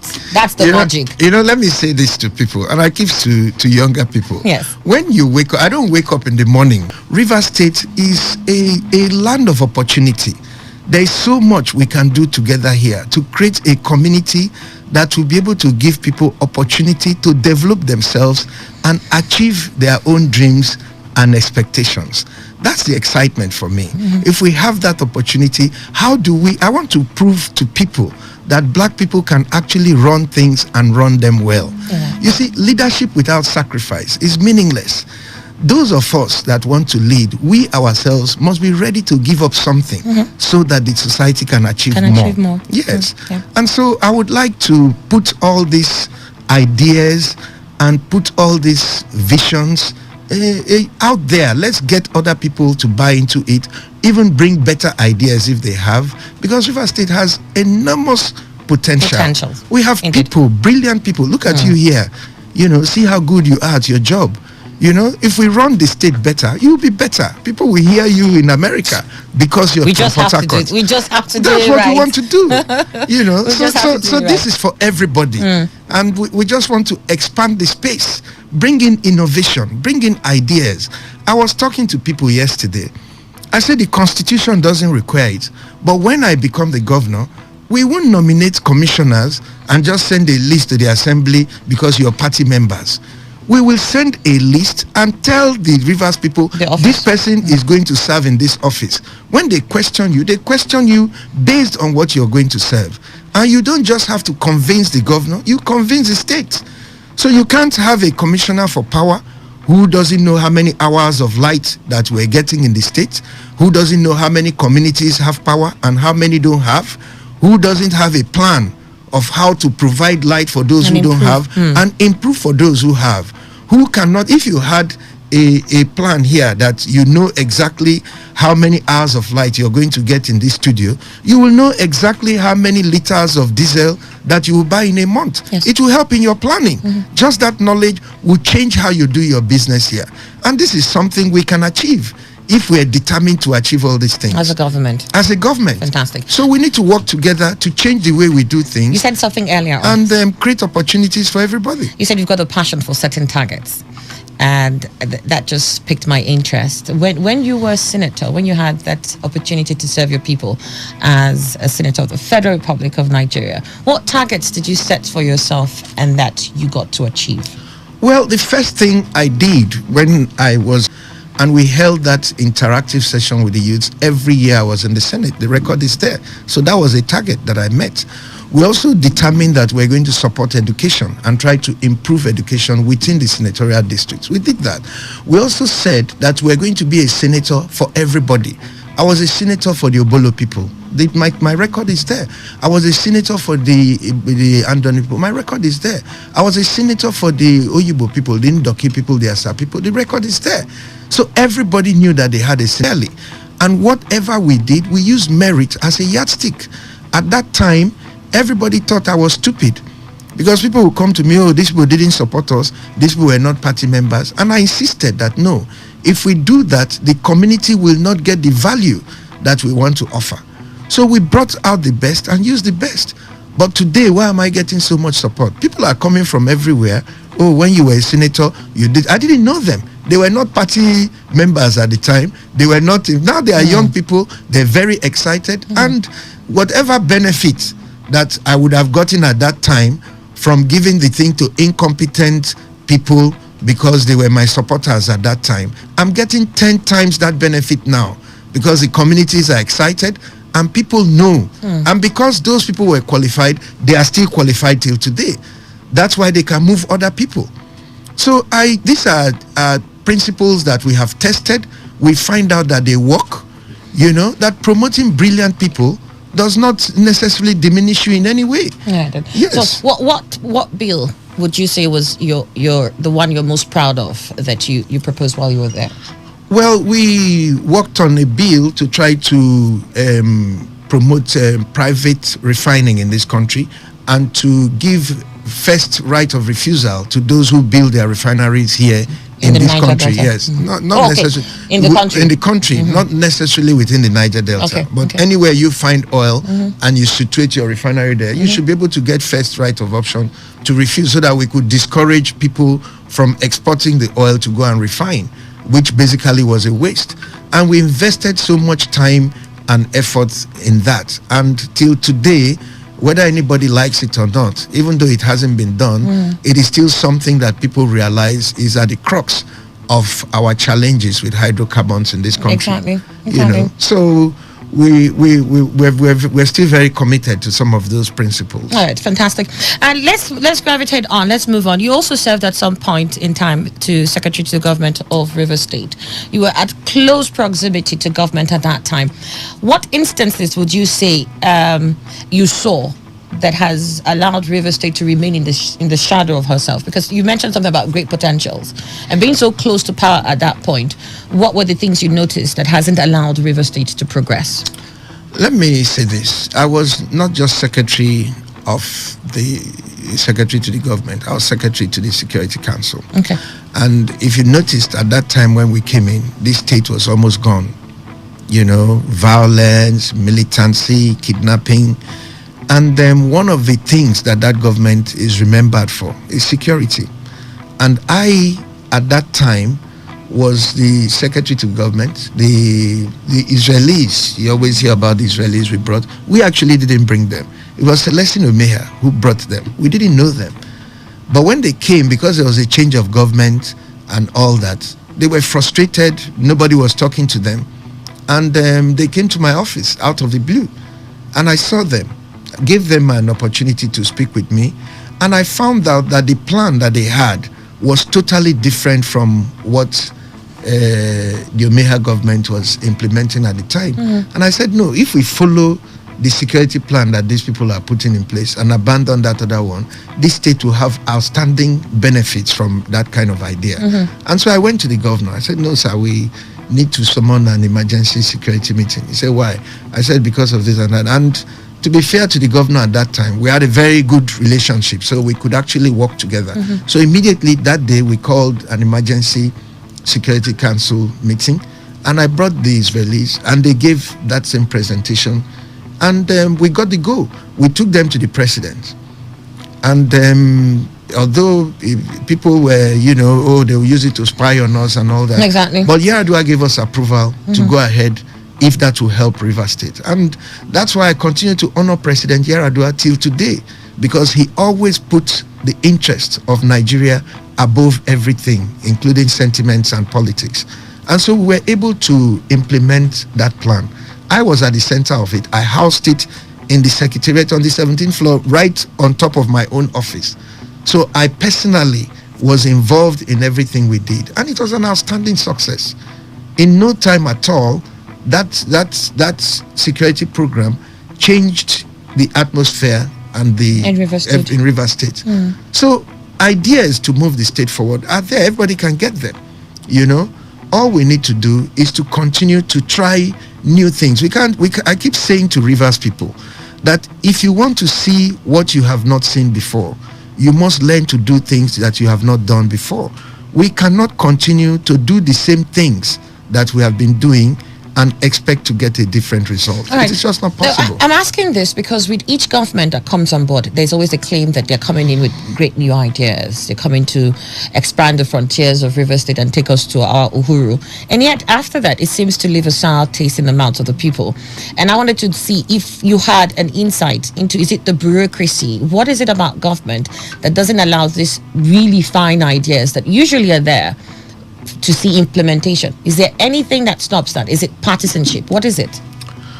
Well, I don't want to condemn what any other government has achieved, because progress in so many ways is a difficult and slow process. when we talk about development should be centered around the human beings, because it is when you develop the people that the state develops. It is when the people are wealthy that the state is wealthy. So if you focus on that, then it is easy to begin to see the things that pull us back. I was talking with people the other day. Politicians complain all the time. Everybody goes to do election. At the end of the day, they don't benefit. And I tell them, yes, you cannot benefit, because the system that we're running will not allow you to get any benefit. And this is not about any particular political party. It will be the same, no matter the party, no matter the leader, if you continue to follow that system. So if you have seen that the system that we have is not yielding the desired results, what do? We review the system, identify what is wrong, and then try to do things differently. So if you look at the politics, when you are going, now we are doing the politics, now we are running around, everybody is running around together. I'm the governorship candidate, everybody is with me, we're running around together. Somebody else is the House of Assembly candidate, everybody is with them, we're all running around together. But immediately we are elected and we're sworn in, we're not going to run around together. No. All those people that are running with you, that are not sleeping, they are awake when you are awake, they have to stay in their houses, and then you are in the office. So the member of the House of Assembly goes to the House of Assembly. If you call him, you say, no, they have a meeting, the House has a meeting, he can't go with you again. But two of you used to be together all the time, sleeping outside, running around together. So all of a sudden, they are no longer available. So you, now, what do you get? You don't get anything. You feel left out. Why do you feel left out? Because all of a sudden, this guy has a brand new car, he's building a house, he's doing this, and you don't get anything. So how do we change that? Having identified that problem. So what I have said, and what I keep saying to our people, is that the first commitment all of us must make as leaders is that we're going to sacrifice. We're not going to take everything that we need. Because if you count the total number of people that get to serve in the government, they are not up to 2,500. Governor, deputy governor, commissioners, members of House of Assembly, chairmen of local government, vice chairmen, permanent secretaries, special advisors, the big men in the party, Kiniko, put all of them together. They are not up to 2,500. And they are there for, you call it 4 years. 4 years. Okay, even if you change all of them the next tenure, 5,000. It's 5,000. So if in 8 years, 5,000 people benefit, then in 16 years is 10,000. In 32 years is 20,000. In 64 years, and we are 5 million. And we every day. When will we get to that? When it will get to your turn? So a lot of people are not going to get anything if we continue to run that system. Yeah. So we have to change it. What do we change? Those that get into the government have to focus on those that are not in the government, not on themselves. How do we change that? School has opened, you need to pay your child's school fees, you're looking for him to give you money to go and pay your child. You can't give everybody money to go and pay the child's school fees. But if we allow him to keep his own money, and then we use the money that you're giving to the leaders, say they are taking care of your people, nobody should take care of their people. The government should take care of the people. So we use that money, pay the teachers, use that money, get desks in the schools, use that money, get inspectors. Say that education is about what actually gets into the head of the child. It is not about fancy buildings and all that. It's about the quality of the human being. All right. So health is about how you feel when you wake up. All right. Let me just progress with this other question, because you said something earlier on when you mentioned that you must at least give commendation to other governments because they're not all a disaster. Where you have done well in one area, you might not have done well in another area. I want to look at this current administration and look at one of the most important issues, which is human capital development, and whether you think that this... I am not interested in the past. I'm here to talk about the future of Rivers State. I don't want to talk about the past because, like I said, this administration is outgoing. Why Rivers people are talking today, we're talking about the future. What can we get in the future? What can we do better? How can we improve? But that is the focus. If you think they've done well in human capital development, are you going to continue the same strides? If you think they've done well, then you say so. But what I am telling you is that I'm here in this today's FM studio to talk about the future of Rivers State and what we can do to improve opportunities for Rivers people. The governor is not contesting. discussing his government makes no sense to me.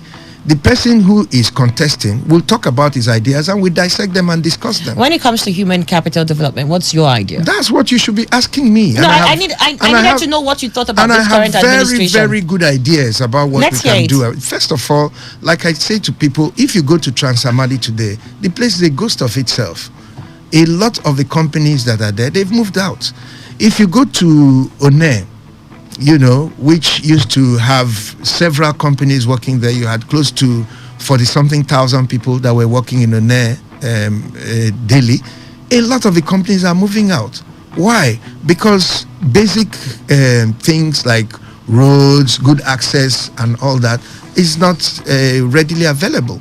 And since we built Transamadi, we've not done anything. This was built by the Okpara, the administration in the eastern Nigeria. We have not established any other industrial area where we can invite new companies in and create an atmosphere. So what do you want to create? We are going to build a new industrial area in this state. That How do you want to do that? We simply get the business community, we get people, we design it, we talk with the banks, and we partner with the banks. So when you build, you bring your bankable idea, you bring your own share of the investment. We'll talk with the banks to support you. Government will help business. We're going to build an international market. We'll partner with the private sector. We'll partner with the traders themselves. We'll build an international market, So we're going to expand opportunities for Rivers people. That's what is in the future. And that's why we're running. You have been speaking to a number of people, and I want to believe that some of them are the reasons why you said this is the partnerships you're going to have. When you talk about an international market, is there anywhere particularly that you think that this should be located? I don't believe that politicians should locate projects that are commercial in intention and nature. We will get experts that will add, because we want to make money. We just don't. One thing I would tell you is that we can't run government, the way that Nigerians have been running. We won't achieve anything different. It's not about politics. It's not about. I've said to Rivers people that from the day I get sworn in until I leave office, I won't receive any award from anybody, whether national or. Why would you reject it? I will not reject it, but anybody who wants to give me an award should wait. When I finish as governor, come to my village and give it to me. But while I'm in office, I won't take any award, because that is not what government is about. Government is about what actually the people will give you the awards that you need, with their love and support based on what they are getting. That's the award you need as a politician. So I won't take any award, and I make my commitments public so that I can be judged by what I have done, because I've said so publicly. I have said that I will nominate commissioners with their portfolios. That's a public commitment. Nobody in this country has ever done that. I will do it here in Rivers State. I have also said that I will not accept any award, because this country is full of awards. People have gotten award for power, but there is no light. People have gotten award for agriculture, but there is no food. There's no crop. People keep just getting awards, and it doesn't show in the lives of the people. So even when I was in office, I never accepted any award while I was in office. I only take awards after office. When I was given you think that's a distraction? I think it's a distraction, because what's the point of the award? What's the relevance of it? Perhaps to spoil you to do better. If they give you do you need to be? I mean, let's not even go into that. But I just think that for the next 8 years or 4 years, based on the mandate you're given by the people, you focus on doing your best, and when you leave, you go and do something else. These things, I keep telling people that this thing is just a job. You should wake up every morning. Like I was telling you, I don't wake up in the morning to say I'm going out to go and be a leader. That's not how I wake up. I wake up just the way you wake up. I want to get the best out of the day. That's what we should do, and focus on doing that. Before I open the phone lines and also attend to questions that have been pouring in, my last question. You are the Gubo candidate for the SDP, and we know that there is also national politics. I want to know whether you particularly, because prior to now, when you were with the APC, you had very good working relationship with Asiwaju Bola Ahmed Tinubu, who is the APC presidential candidate. Whether now that you're with the SDP, that has changed for you, whether you're now working for the SDP presidential candidate, or you're still with You know, let me say this. Asiwaju is a friend. He's a father. And in many ways, he's a mentor. I admire what he did in Lagos, and it's part of my inspiration as to what I think we can do here. And I have a very deep personal relationship with Asiwaju Ahmed Bola Tinubu. There's no denying that. Politics won't change that. I'm a member of a social democratic party. And people need to understand that. I'm not a member of APC. I'm a member of SDP. But if you want to know, I want to repeat it here. Asiwaju is my friend, he's my mentor, and we still have a very close relationship. Would you be campaigning for him? Well, my focus right now is on how we get Rivers people to come together and build the River State of our dreams. I think that's what we should focus on here. I don't want to carry too many things and put into a plate when I will only ask you because you did canvass for him earlier. When I you were did, with the very APC. seriously. Yes, you did. Very seriously. But I'm not in the APC now. I'm a member so of the SDP. You left your friend, your very close friend now. I won't leave Asiwaju, my friend. We're still friends. I'm friends with a lot of people who are not in SDP. So I still maintain my relationships no matter what parties people belong to. You know. You still maintain your relationship with Amechi? No, I don't. Myself and Amechi, our relationship broke down. There's no denying that. And it can't be mended? That's left to him. I've always said that when he's out of power, I believe that he'll be more amenable to reason. You know, power has a way of disrupting people's. I don't blame people because I have never really in this country. Like I say to everybody, power corrupts, and ups with prayers. And for but you also don't get corrupt. That I don't get. So how you're able to keep your friends when you're in power is a great pointer to whether you'll be able to keep a sane head or not. But I'm praying for that. All right, I like that. So let me get to the questions now. It's time for you to be part of this.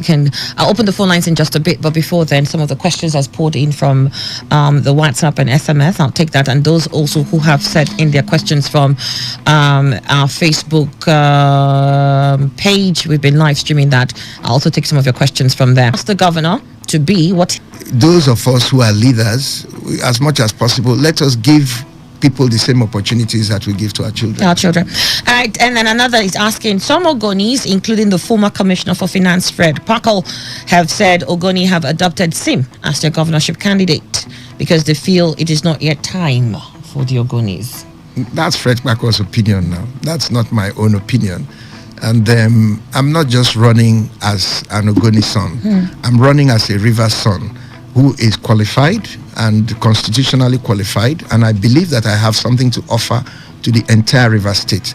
But let me say this to some of those issues.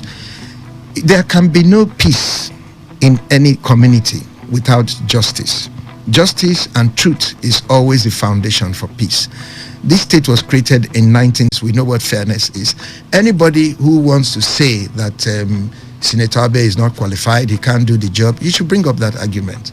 But if your argument is that it is not time for the Ogonis, that's an insult to every Ogoni man. And I don't think that Fred Packle could say that. I don't think he said that. All right. Then there's another who sent a question here. Kachi says, your thoughts on the perceived support you have for Labour Party senatorial candidate Douglas Fabeke instead of your party's candidate? Well, Douglas Fabeke is a friend, and he's just like Asiwaju. He's a brother. Yeah, it's just like Asiwaju. And I've not been that close to him. Okay. But I've been watching what he does, and he invited me to give me an award on behalf of his organization and endorse me, and I'm very grateful to him. You know, so those who want to read that in any sense are just misreading it. But I'm very, very interested in Douglas Fabeke, and I want to work with him closely. So if he's listening to But you're not going to carry out any anti-party actions, would you? One will tell that if you're going to be supporting someone that is not from the I have not endorsed anyone for Senate. I'm going to do that. I have not endorsed anyone for Senate. But I'm interested in working with Douglas Fabeke. It may not be for Senate, but I'm interested in working with him because he's brilliant, he's honest, and he has a lot of popular support. And that's what we need in politics. So I'm definitely interested in him, but I've not endorsed anybody for Senate. All right, then. Good morning, our incoming governor. in the person of Senator Magnus Abbey. My question to him is, what will he do concerning agriculture in River State? And the second question, is there a link road? There is a link road that links Kenkana and Nyokana. And the road passes through Bere in Kenkana and Lua that links to the east-west road. That road has been abandoned since 2012. What would you do about that? Well, like I said, we need to actually, if we're going to do all those things, will be taken into account when we decide on what roads will be given priority. So if they're like now, if you the main link road between the east-west road and the corner road, the Bori corner road, roads within communities. Sometimes is that going to be something that the governor should be bothered about, or yes, the local government? We should bother about wherever Rivers people live and what they do, how they get to their businesses, how they make their money. We must make their lives better. So whatever we can do, we will definitely be interested in that. My question, perhaps, and we're going to monitor the local governments too. Okay, good. Maybe that's what. Let me rephrase. Yeah. I don't see state government getting involved in what happens to the people in the local areas as interfering in the local government affairs. I was the secretary to government here. I was the person who proposed that Rivers State government should take over the payment of teachers' salaries in all the local governments. Okay. Before I made that proposal, and the President Chief of Staff, Emeka Woke, is aware that that was my idea. Before we made that proposal, several local governments were getting zero allocation, because the teachers weren't getting paid, and when they deduct all their money to pay the teachers, and education was suffering. So the state had to intervene so that education will not collapse in the state. So if that was interference in the local government, I didn't hear anybody complaining about it. Point. So if we interfere tomorrow in a manner that helps the people, I don't think anybody should complain. I get your point clearly, sir. All right, the way and manner with which you were given the governorship ticket for the SDP, do you consider that there was equity, fair play, and justice? This is something by Maxwell. There was nothing wrong with the way I got the SDP ticket. The way everybody gets the ticket, that's how I got it. They had already had a governorship candidate, and then the person withdrew, and then they conducted the primary, and the party sold form to me. I filled the form, and it was very fair. And very good. I didn't see any problem with that at all. All right.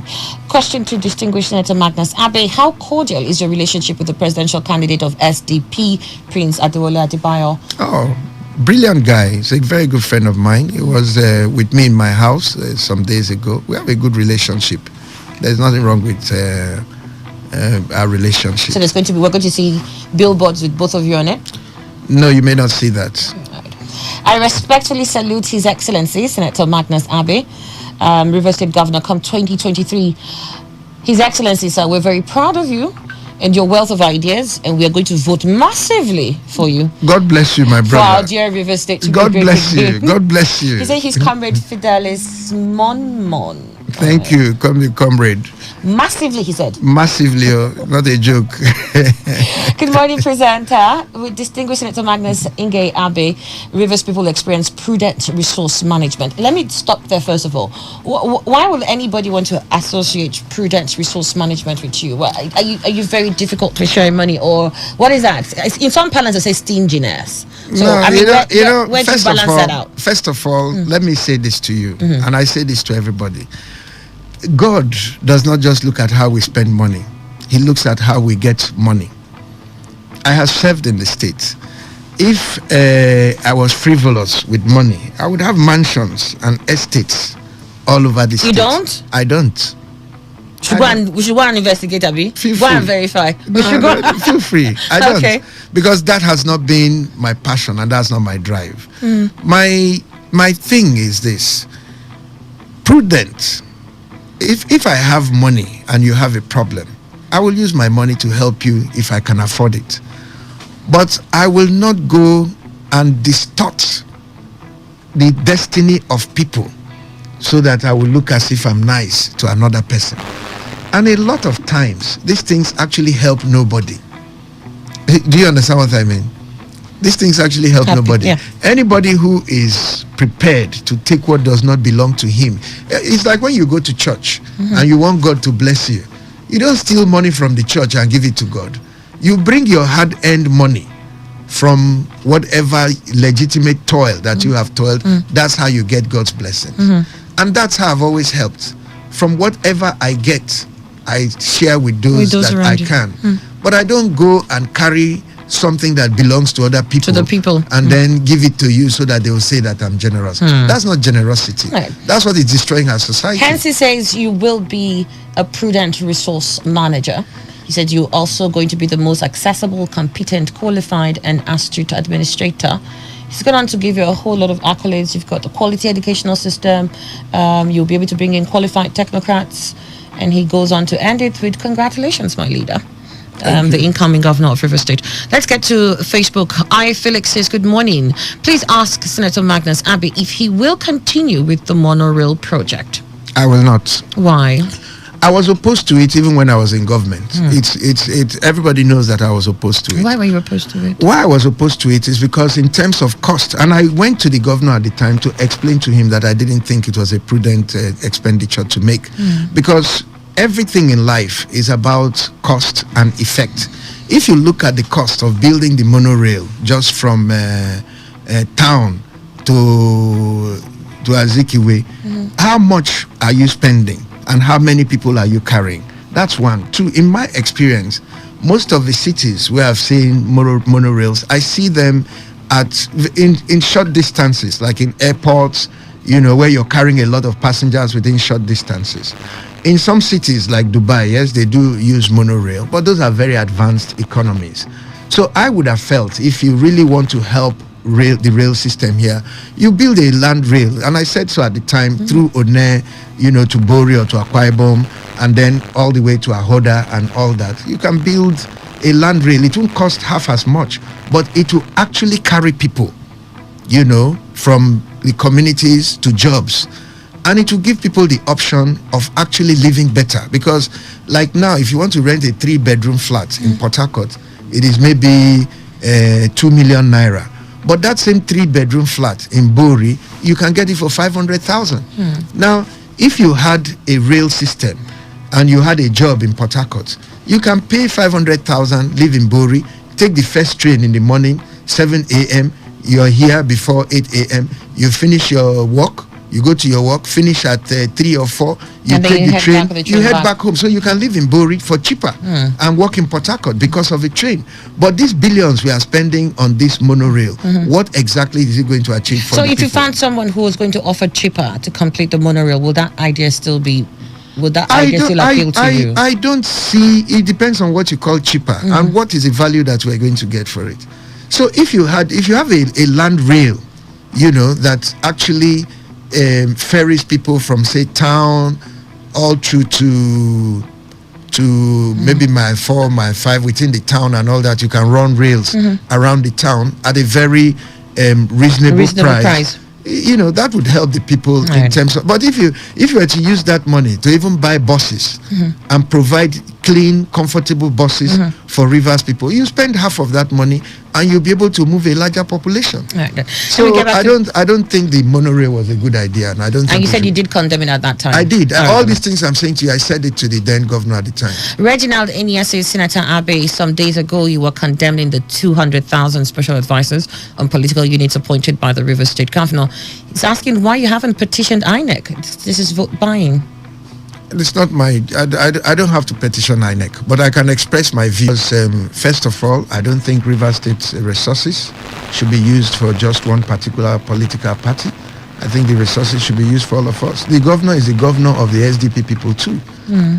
So if they are employing polling unit advisors, they should open it up for SDP, Labour. All of us should apply and be eligible.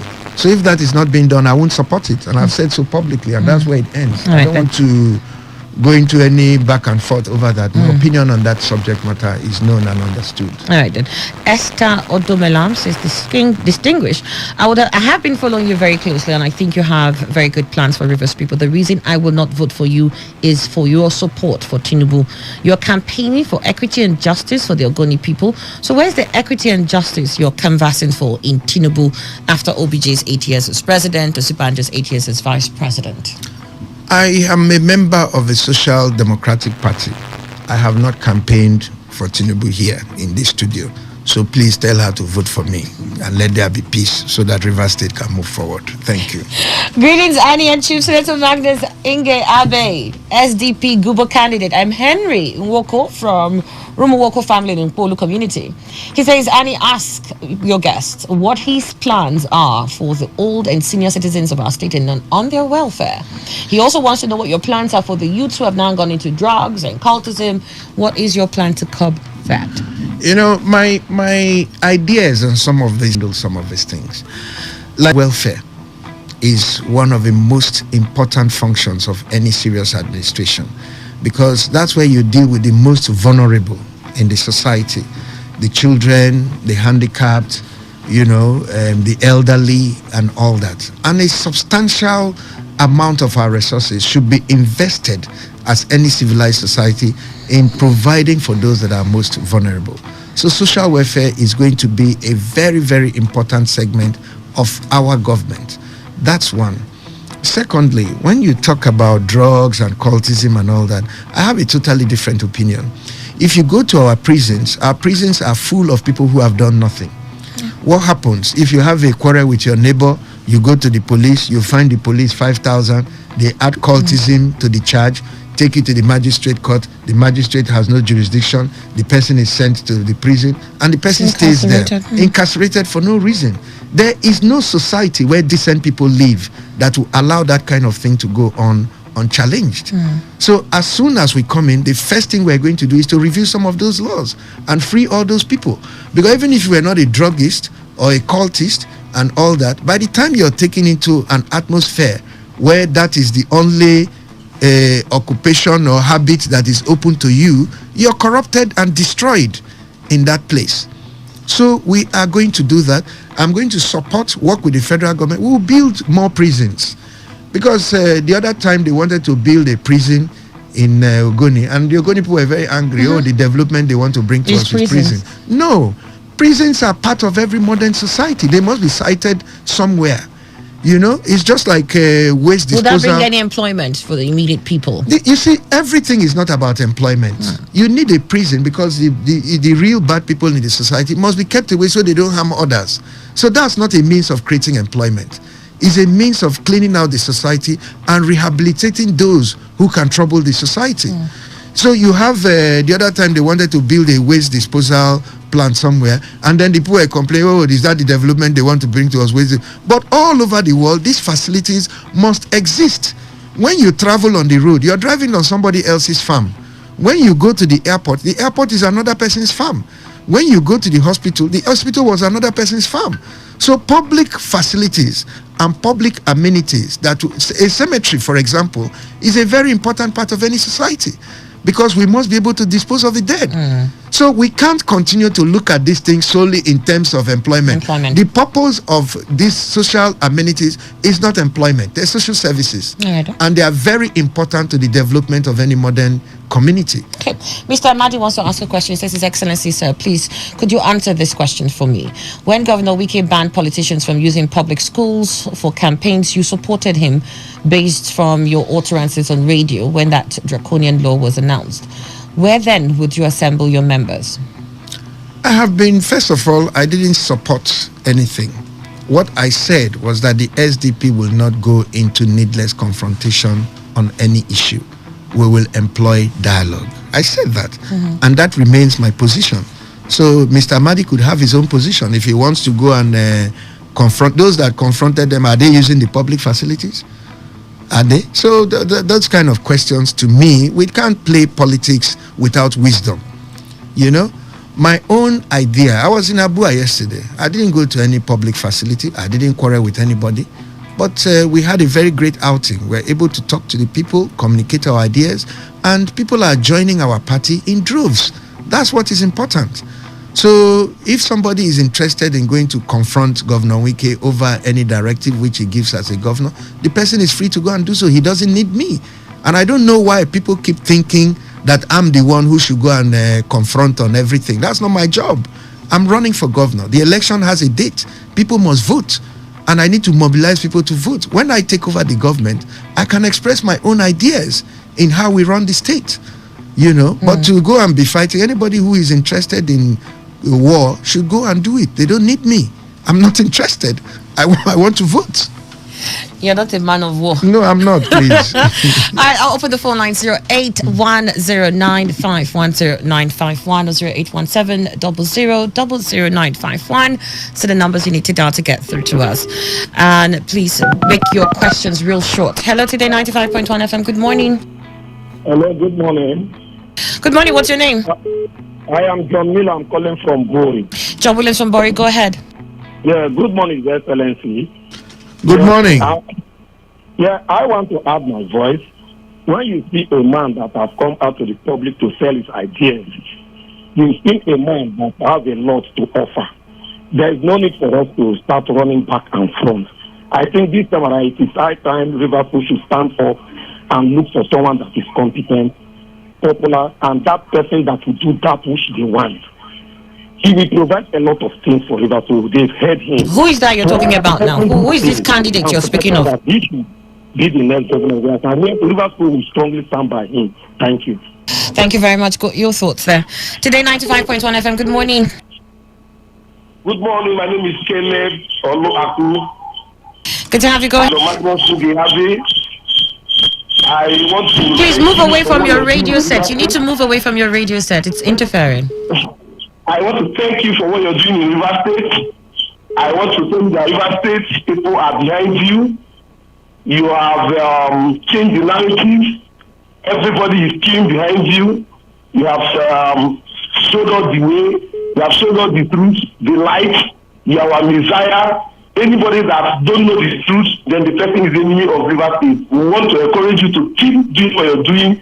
Every reasonable River State person is realizing themselves and are willing and ready to queue behind you and actualize. Thank you very much. We got your thoughts on that too. I appreciate. Today 95.1 FM.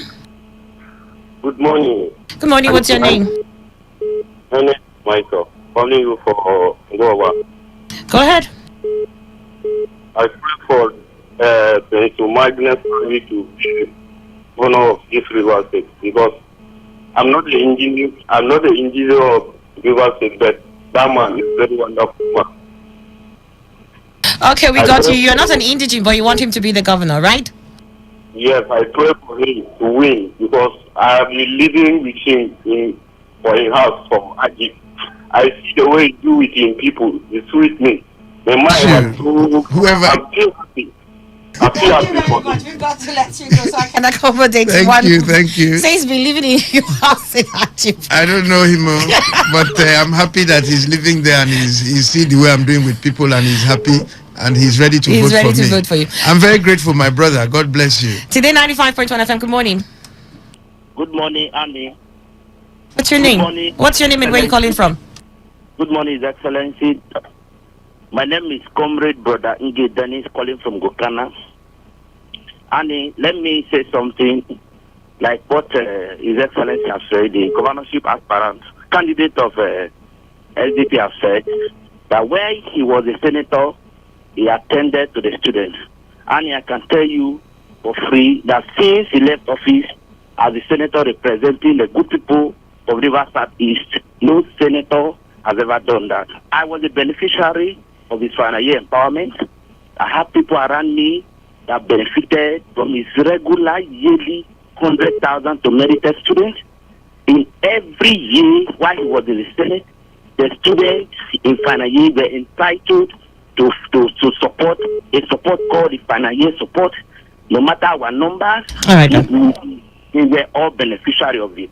And we believe with somebody like this, the student community in power as the governor of River State, the student community will be carried along, the youth will be carried along, the women will be carried along. Thank you very much. I've got to let you go because of timing. There's a question I saw earlier and I think I skipped it. The person wanted to ask a question about the demonstration teachers, how they've not been paid. I wanted to know what ideas you have concerning education particularly. And I think it's important saying that education is the bedrock for advancement of societies. Good. Thank you for reasoning that way. Now, I keep saying to people that a lot of people are coming now talking about things that don't reflect their view of life, doesn't reflect how they've lived, because they're campaigning and they want to win elections. But I have always focused on education because of my background. I am the son of an Anglican priest. My father was not a rich man. We didn't have money. We didn't have a car. I couldn't have gone to any school that was far from my house because I had to walk to school. If the school was not close to my house, I wouldn't have been educated. And if the school close to my house didn't have seats, I would have had to sit in water and didn't have teachers and all that, I probably would be a motor park tout today. So I am a product of public education. And by the grace of God, I have kept that at the back of my mind and at the foundation of my every action. That if those who ran the society at the time I was a child were selfish and they took all the money to send their children to London and have to live a different kind of life because my own circumstances are different from that of other people.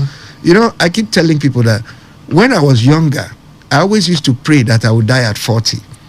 Every morning I would kneel down and say, God, I want to die when I'm 40 years old. Why would you do that? Because I had, sometimes when you think you're smart and you're young, you just do things that are not very smart.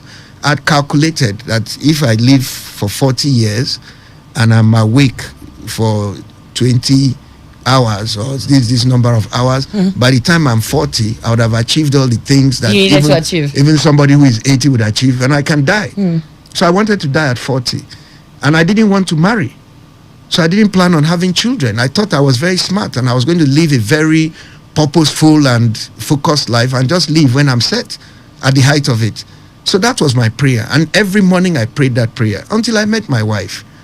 And then now I wanted to marry and I was 30 something, Let me not die at free for the pupil. So the child cannot pay because it's a child. So society has to pay, and there is a price which all of us must pay.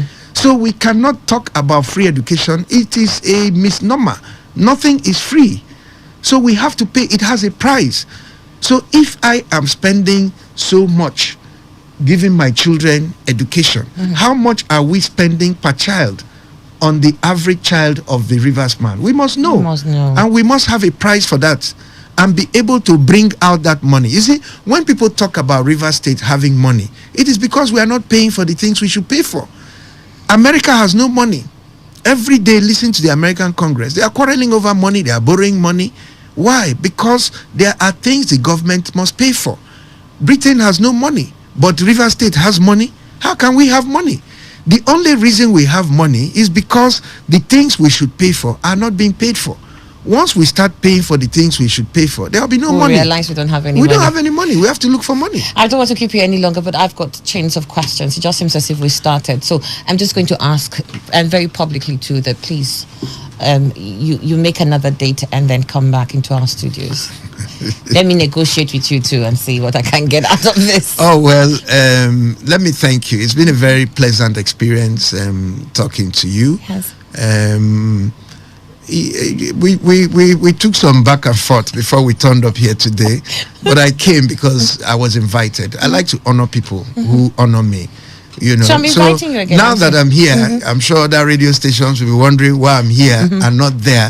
I'm here because I was invited, and you reached out to me and I decided to respect that wish. So I'm very happy to be here. Now that you've invited me again, we'll talk about it. I'm sure I'll show up. Fantastic. Thank you so much. About the last words, what you want to tell Rivers people as you leave? What I want to tell Rivers people is that this election is not about me. It is about you. It's about the future of your family. It is about the environment in which you want your children to grow up. It is about the opportunities that can be made available to you as a person and to you as a father or a mother or somebody who is just hustling, to let to meet the ends and let the day go by. This election is for you. If you vote in such a way that what you want is what happens, then your life could be different from what it is. But if you allow others to decide for you what actually happens in your own life, you have no right to complain at the end of the day if you don't get what you want. Political parties, as our Lord Jesus himself said, that the law, was made for man and not man for the law. political parties were made for us to better our lives and improve our circumstances. Where we see that political parties are not delivering on the things we want, we have a right, nay, we have a duty to try something different. And that's why we're bringing the SDP with the horse as its logo as something different for Rivers people to try. Please, it just crossed my mind now. What's the horse for? The horse is the logo of the SDP, and that's where people who want to vote for Senator What does the horse mean? Need to press their hand. The horse is a gallant animal. It goes into battle. It carries people to destinations. It's a very strong animal, and it will take you to where you want to go. The horse is fearless, courageous. It has carried warriors. Get on the horse now. That's where we are, and that's where we're going. Thank you so much for coming to the studio. Thank you. Senator Inge Magnus Abe, the SDP candidate for Rivers State Governor, coming 2023. Thank you so much. It has been an amazing conversation with you, and I'm looking forward to more. And this is where we wrap up on this segment. Please stay with us. We'll continue in just a bit. Today's quest continues in just a moment.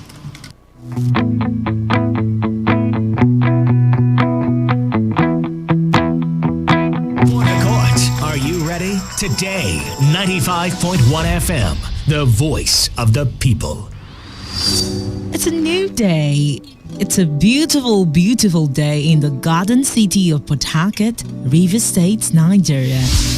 How you doing? Today 95.1 FM is here for you all day long. Cheers to a wonderful day. Stay tuned.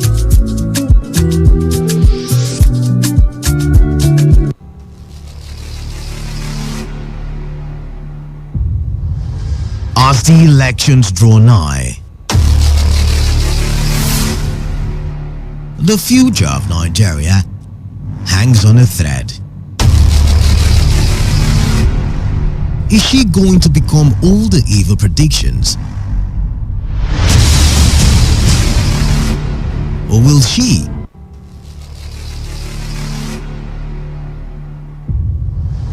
As the elections draw nigh, the future of Nigeria hangs on a thread. Is she going to become all the evil predictions?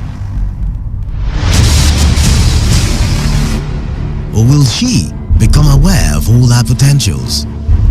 The leaders that will emerge will determine the path she will toe. As Nigeria journeys towards 2023, the yearnings of the people have become louder as poverty, insecurity, corruption and pain threaten the masses. And now, the voice of the people will no longer be silenced by bags of rice, wads of naira and yards of wrapper. Today FM presents Towards 2023, an opportunity to bridge the gap between the politicians and the people, because power is by the people, for the people and of the people. Join us every Thursday by 5 p.m. as Today FM presents Towards 2023, an opportunity to bridge the gap between the politicians and the people. Towards 2023, which way Nigeria, which way Rivers States?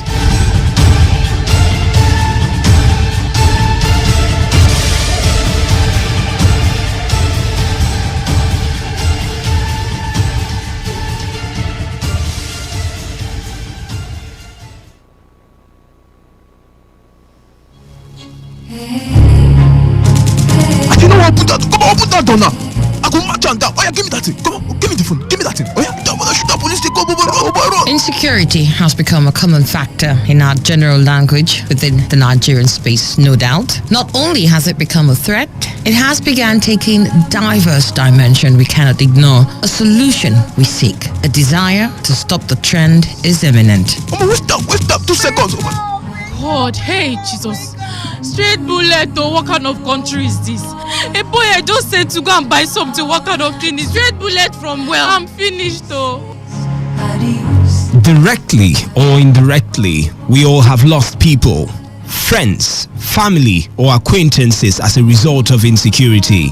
But is security only the job of the government? No, security is not one man's job alone. Every individual in the society has a role to play in order to achieve a secure society. We urge citizens and indigents to adhere and respect the laws of the state, report irregular activities to the authorities, and we implore security agencies to carry out their duties as stipulated by the Constitution and not infringe on the rights of citizens.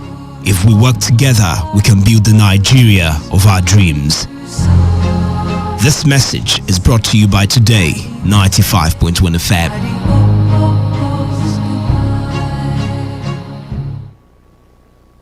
Radio has never been this good. Today 95.1 FM, Port Harcourt.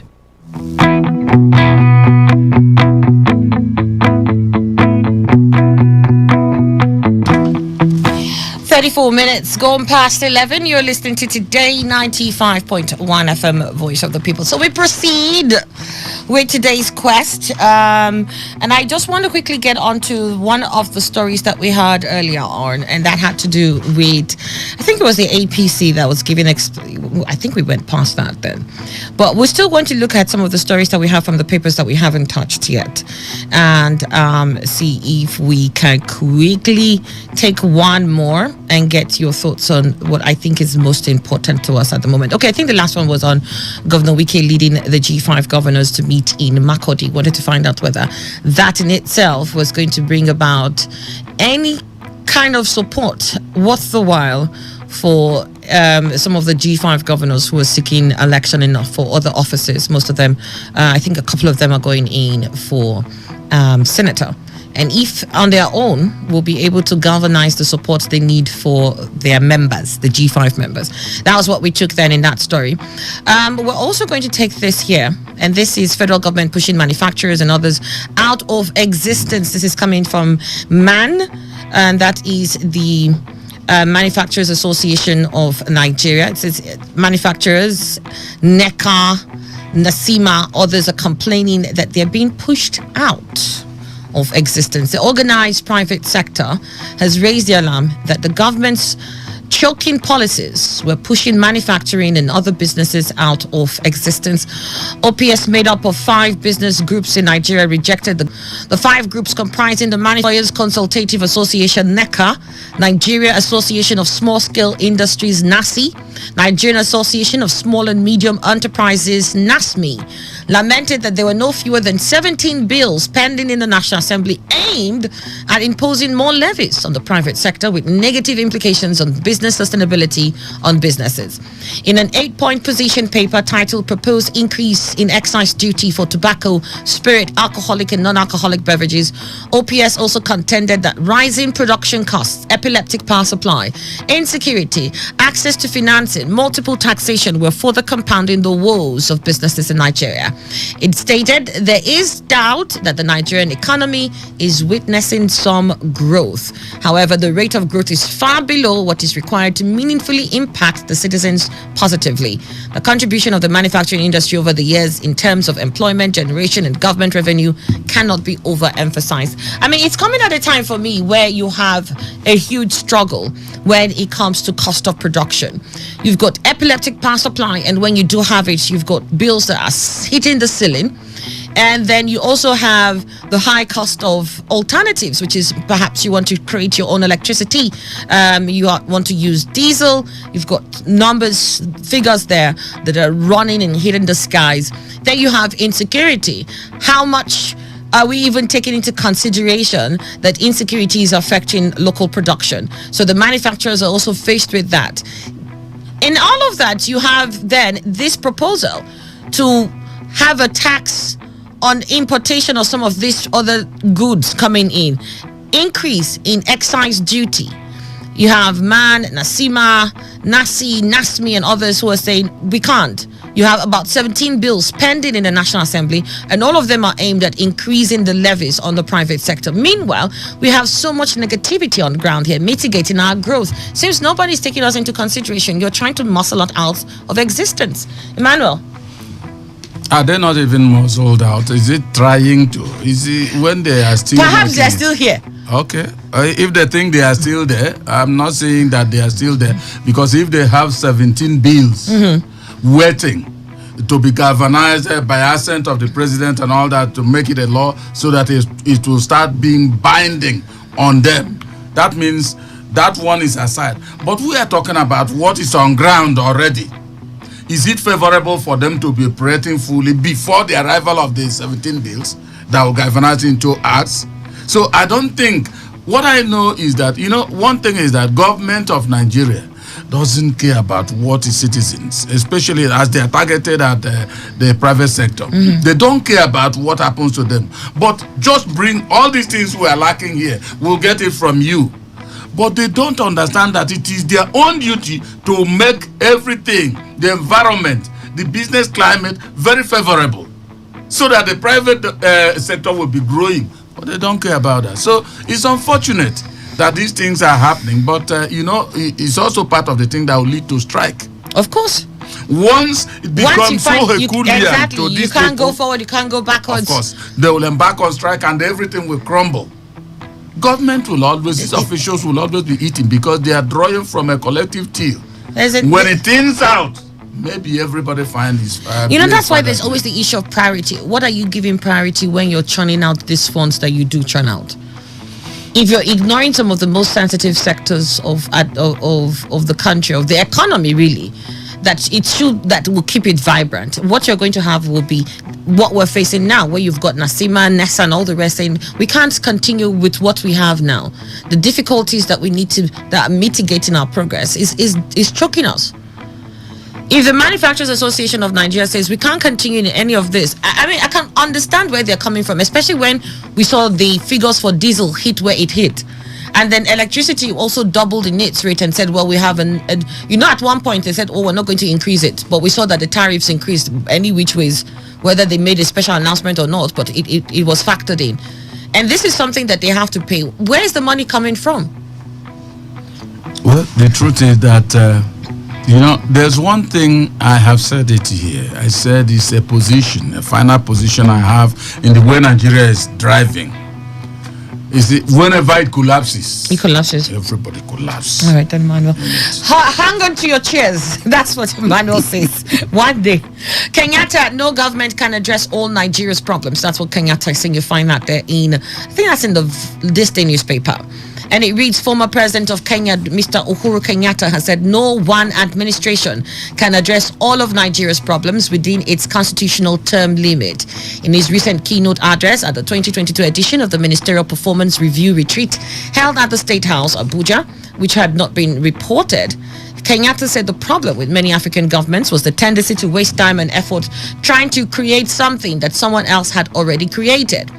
In the speech, which this day got exclusively, the erstwhile Kenyan leader, who also cited his country's experience as an example, declared that since the challenges could not be addressed by one administration, the issue of continuity and succession planning was very critical to development. President Muhammadu Buhari, in his remarks, said the yearly performance review exercise introduced by his administration had helped the government in trying to get its priorities right. Kenyatta shared the Kenyan experience in its attempt to deliver the promises of development and highlighted how he used the Presidential Delivery Unit, PDU, to achieve his administration's objectives. He, Kenyatta, acknowledged that African nations shared similar challenges in various aspects of needed time frame. The former Kenyan leader offered solutions to African leaders faced with challenges such as insecurity, terror, pandemic, and other setbacks, which are common here in Nigeria. Insecurity, terror, pandemics, and setbacks. He said the first being focused, the ability to be able to focus on what the critical issues are. We cannot deliver on everything, but we can be focused to be able to target our intervention to those areas that most affect our people, the great immediate impacts, and also that lays the foundation for a stronger nation and prosperity tomorrow. The second, I believe, is realization of the challenges we face are not challenges that can be completed by any single administration.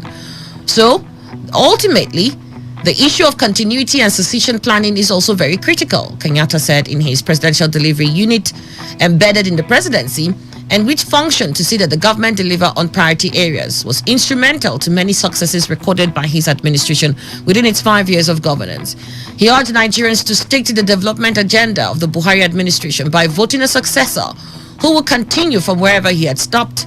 Kenyatta stated, I heard very keenly when the secretary to the federal government was speaking, and there is one thing I will encourage. It is that as this administration winds down, let's not suffer the traditional if it is like all African problem, when one administration winds down, the next one thinks whatever was done, we can do better.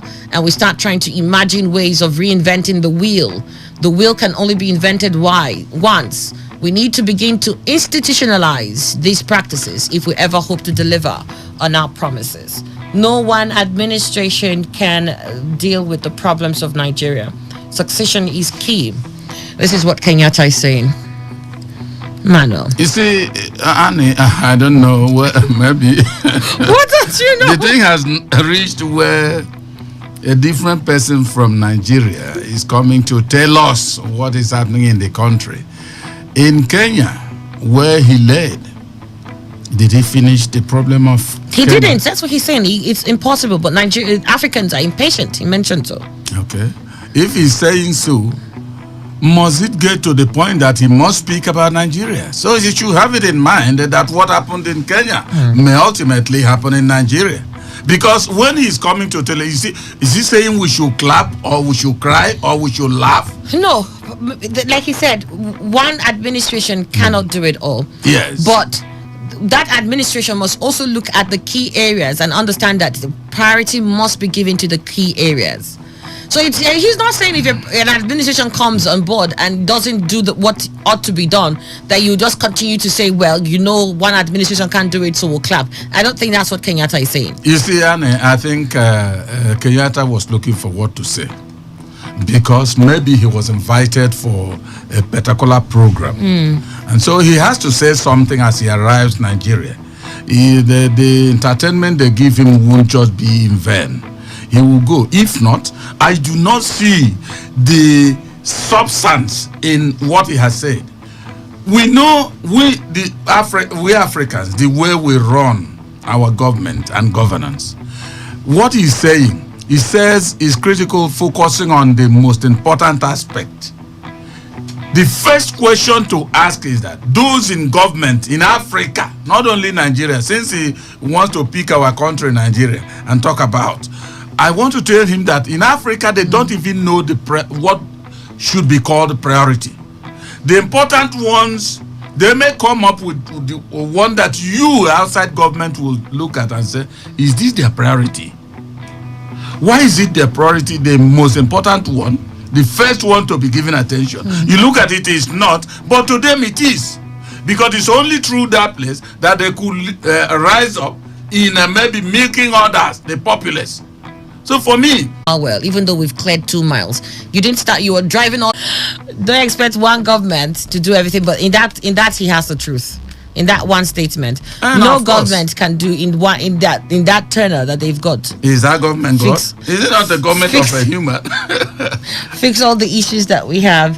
All right, moving away. No one government can address all Nigeria's problems. We have this absent at the town hall series organized by Arise News in collaboration with Center for Democracy and Development built for Sunday. First part of the series focusing on security was expected to have 4 major presidential candidates: Atiku, Tinubu, Kwankwaso and Peter Obi in attendance, but only Kwankwaso and Obi were in attendance, while Governor Okowa represented Atiku Abubakar. He reacted to agitations. They told her that. Yeah. But Tinubu just seems to continue to avoid the ones that are organized outside his circle. It has to be the one he's organized, the one that he can dictate, what the atmosphere of the room goes by or looks like, and then that's where he's going to be. And if you reason on how Tinubu was fuming, look at the picture your predecessor has given to Nigerians.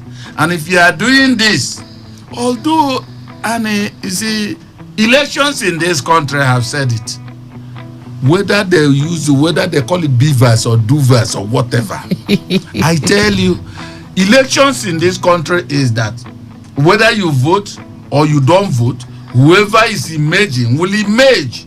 And I think that is what is giving him the mind to treat Nigerians the way he wants. Are they telling me that they were not invited and then given time to respond? You are telling me you are a mina. For agricultural people. Yeah. That, oh God, those in the states. Because this one would have been around the country and people would have heard what he answered and all that. And I cannot also believe that he will not be able to be very apt in answering 2 questions out of 4. I don't think so. Then why is he avoiding? If he's up to the task, why is he avoiding appearing where people will look at him and then assess what he's saying? He wants it's unfortunate. I don't understand. He wants to avoid what can be avoided. Okay. So at the end of the day, people will go ahead and vote for what they want to vote for. Let me take this last one here, and then we'll open the phone lines. And it has to do with what we started with, and it has asked to the issue of ASU withheld salaries, how minister and ASU boss personality clash aggravating situation. The personality clash between the Minister of Labour and Employment, Senator Chris Ngige, and the National President of Academic Staff Union of Universities, ASU, Professor Emmanuel Osodoke, is responsible for the long period it took to resolve the industrial action by the union. The clash is also responsible for withholding of the 7-month salaries of the lecturers. Investigation by Vanguard has revealed. It was gathered that the duo clashed because of comments reportedly made over concerns raised over the mass migration of medical doctors from Nigeria to foreign countries.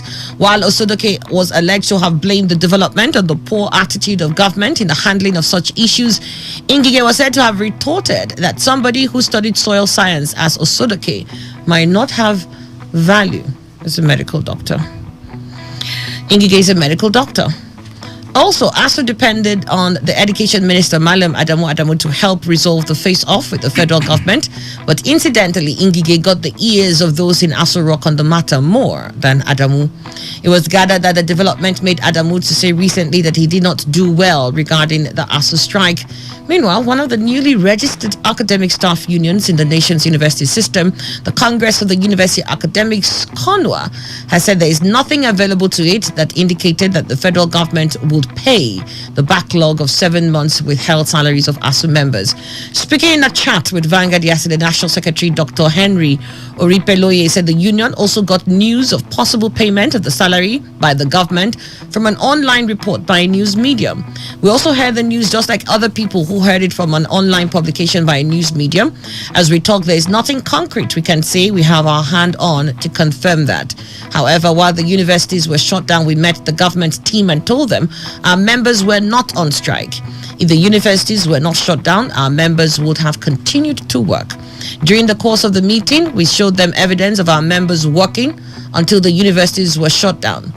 Yes, they asked for the list of our members and we gave them across the country. As of now, the only salary we have earned since March this year is what they paid us for last month. Meanwhile, CONUA, in a statement later yesterday by the national coordinator, Mr. Nii Sumonu, called on the government to pay its members. Congress of University Academics hereby calls on the federal government to, without delay, pay members of the union withheld salaries. As a union, we have stated several times that we were not part of the strike declared by the Academic Staff Union of Universities. We made first this fact clear in the letter we addressed to the Minister of Labour and Employment in April 2022. And at the press conference we addressed in Abuja on August 19, 2022, we also stated it categorically that as a union, we were not on strike. And this being the case, ASU Osodoke said, and he told the correspondent on Thursday night, that such matters will be discussed at the next meeting of the union. He was reacting to the payment of 7-month salaries to members of the Medical and Dental Consultants Association of Nigeria of the Usman Danfodio Teaching Hospital chapter of the government. By the government. A source in ASU emphasized that the union would deliberate on the development and do a general appraisal of the last industrial action. Recall that government had said it will invoke the no work, no play policy, and this is what they put onto play. But I mean, it's shocking manner to hear Kanua says we're not part of the strike, and we demand our salaries.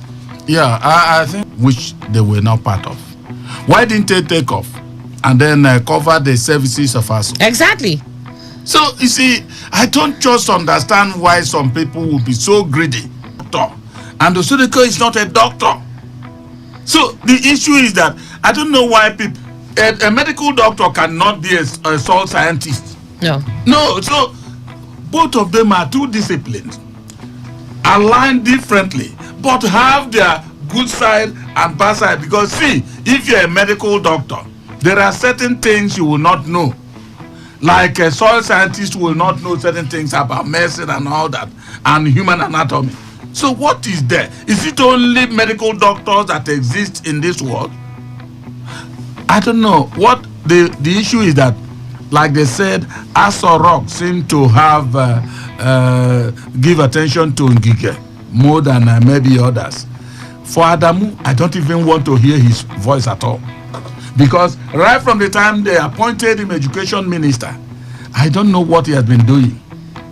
I have said it, I don't know what he's been doing. So what I want to say is that peace. Who else? You know that I support. This is today. Talk radio. I listen to a lot of talk radio. 95.1 FM. Whether it's happening in Port Harcourt, South, Nigeria, or around the world, we've got you covered. On air, online, delivering balanced news and unbiased analysis. Today, 95.1 FM. This is Today 95.1 FM, Port Harcourt.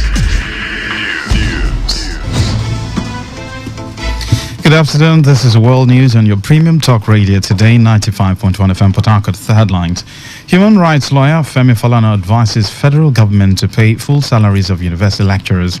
People of Oyibo appeal to Rivers State Governor to consider construction of some internal roads in the area. Maxwell. Now the details.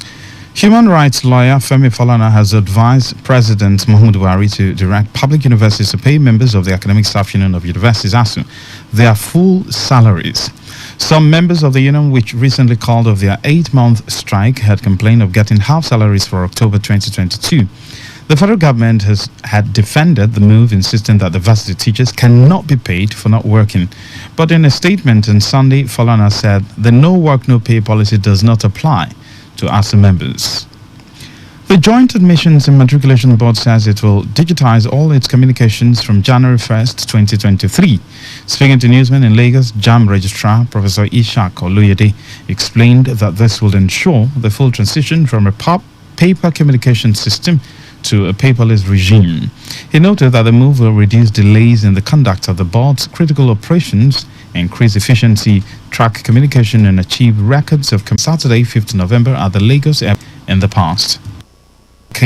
That 1,210,183 people have been displaced. Death, which is the highest fatality. A political economist, Professor Pat Utomi, has charged the Independent National Electoral Commission to set up its efforts in voter registration and the issuance of permanent voter cards. Utomi, who was speaking on a television program, claimed the electoral body was not doing enough.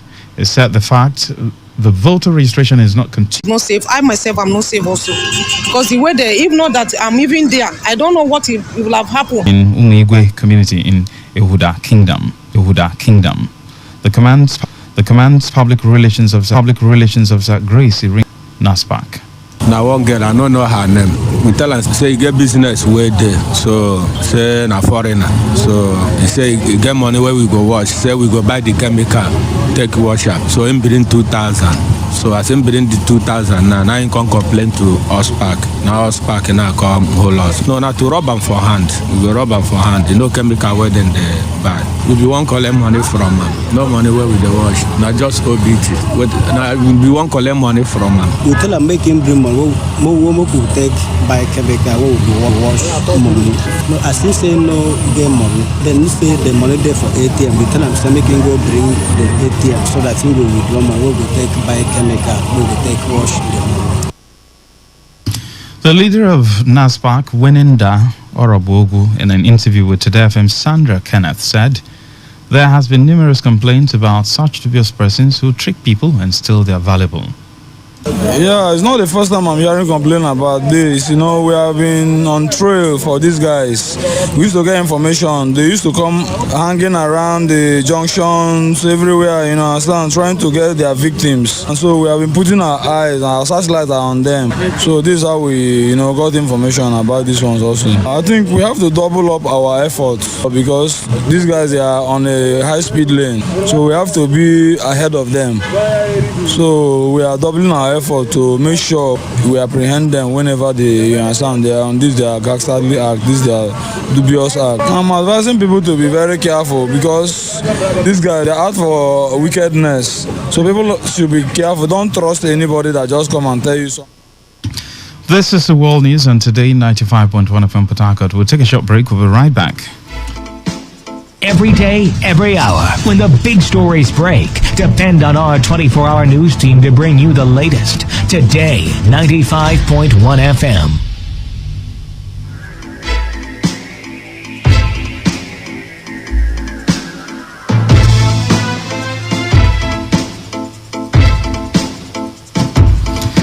Thanks for staying tuned. Now the rest of the news. The traditional institution in Alessa community in Eleme local government area of River State has warned against the disruption of work at the Woji Aleto Alessa Road being constructed by the state government. The paramount ruler of the community gave the warning while reacting to the approval of about 78 billion naira by the state government for construction of various internal roads across the state.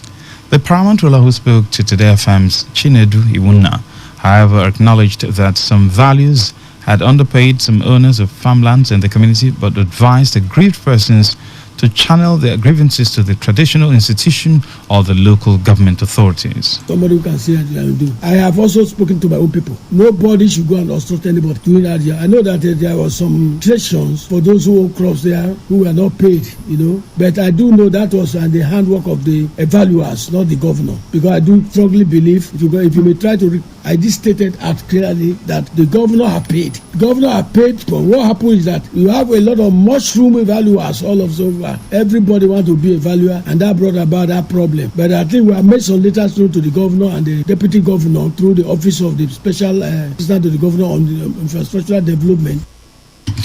The paramount ruler also commended the federal government for the approval of funds to repair the Eleme axis of the East-West Road. I'm seeing this opportunity also to talk to the youth, to the elders, to the political group of Eleme, because this is one of the biggest projects we have now. Also with the one that the governor of Rivers State is trying to put in place. Let us keep our differences and make sure that these roads come to play before, so that by December we can even be dancing on the road and celebrating the road. In fact, immediately now, we are trying to mobilize people immediately now to help the company coming to carry out the project, and I'm sitting at the same time talking to the companies also must make sure that this road lasts, because the amount of traffic that is plying every day on this road. This is not a road you just do, about the total grant must be put in place.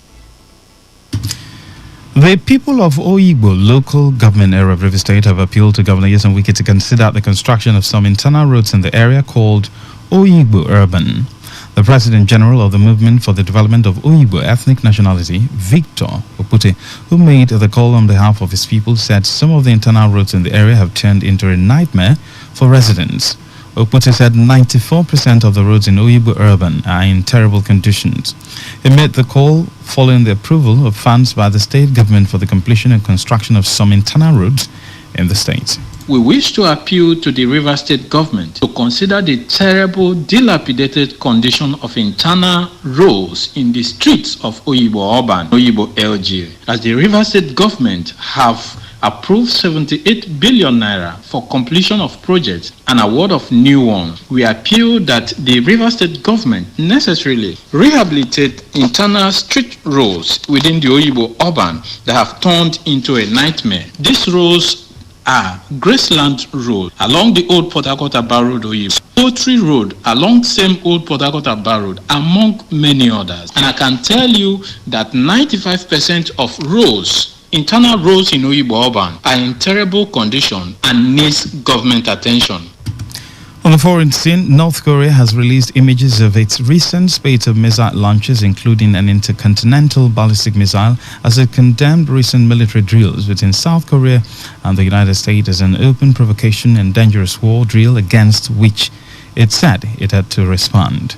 A statement from the General Staff of the Korean People's Army said North Korea would continue to respond to military exercises by South Korea and the U.S. with sustained, resolute and overwhelming practical military measures.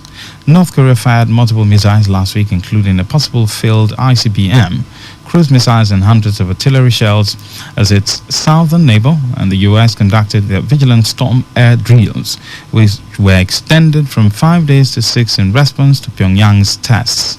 The North Korean military said the exercises were an open provocation aimed at intentionally escalating the tension and a dangerous war drill of very high aggressive nature. In sports, Southampton has sacked its manager Ralph Hasenhuttl in the wake of Sunday's 4-1 home defeat by Newcastle.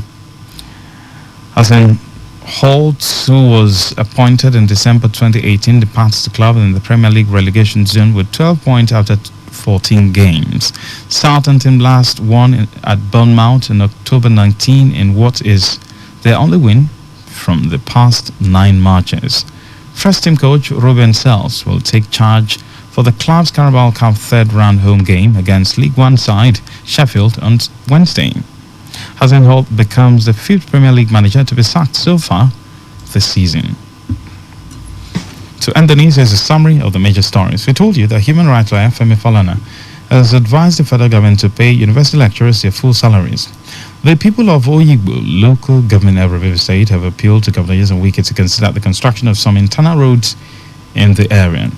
We also told you that the River State Police Command has confirmed the death of 5 persons who were shot dead at a car clash in Ahoda East. On the foreign scene, you also heard that North Korea has released images of its recent spate of missile launches, including intercontinental ballistic missile Stella Sasongo.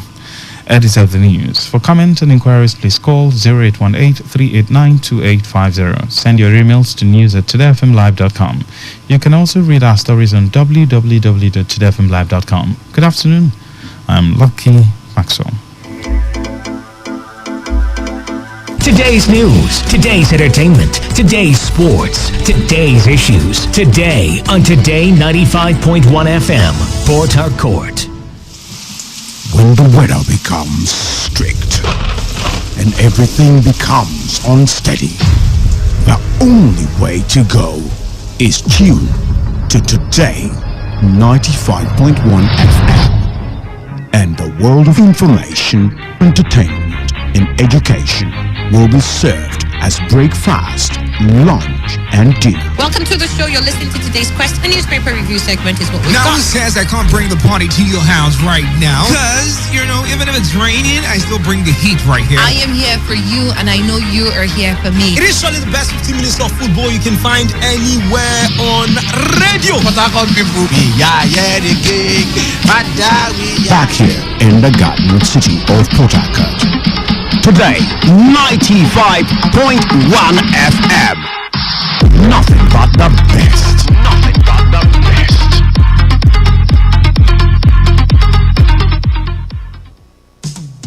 Hey, you want to speed drive? Come on, go to the racetrack. You want to smoke? Not on the steering wheel. You want to drink alcohol? Don't do it on wheels. Go to a bar and don't drive afterwards. Seat belts are not for fancy. They're there to save your life. Know your traffic rules and obey them because they are for your own good. Drive with care because life is dear.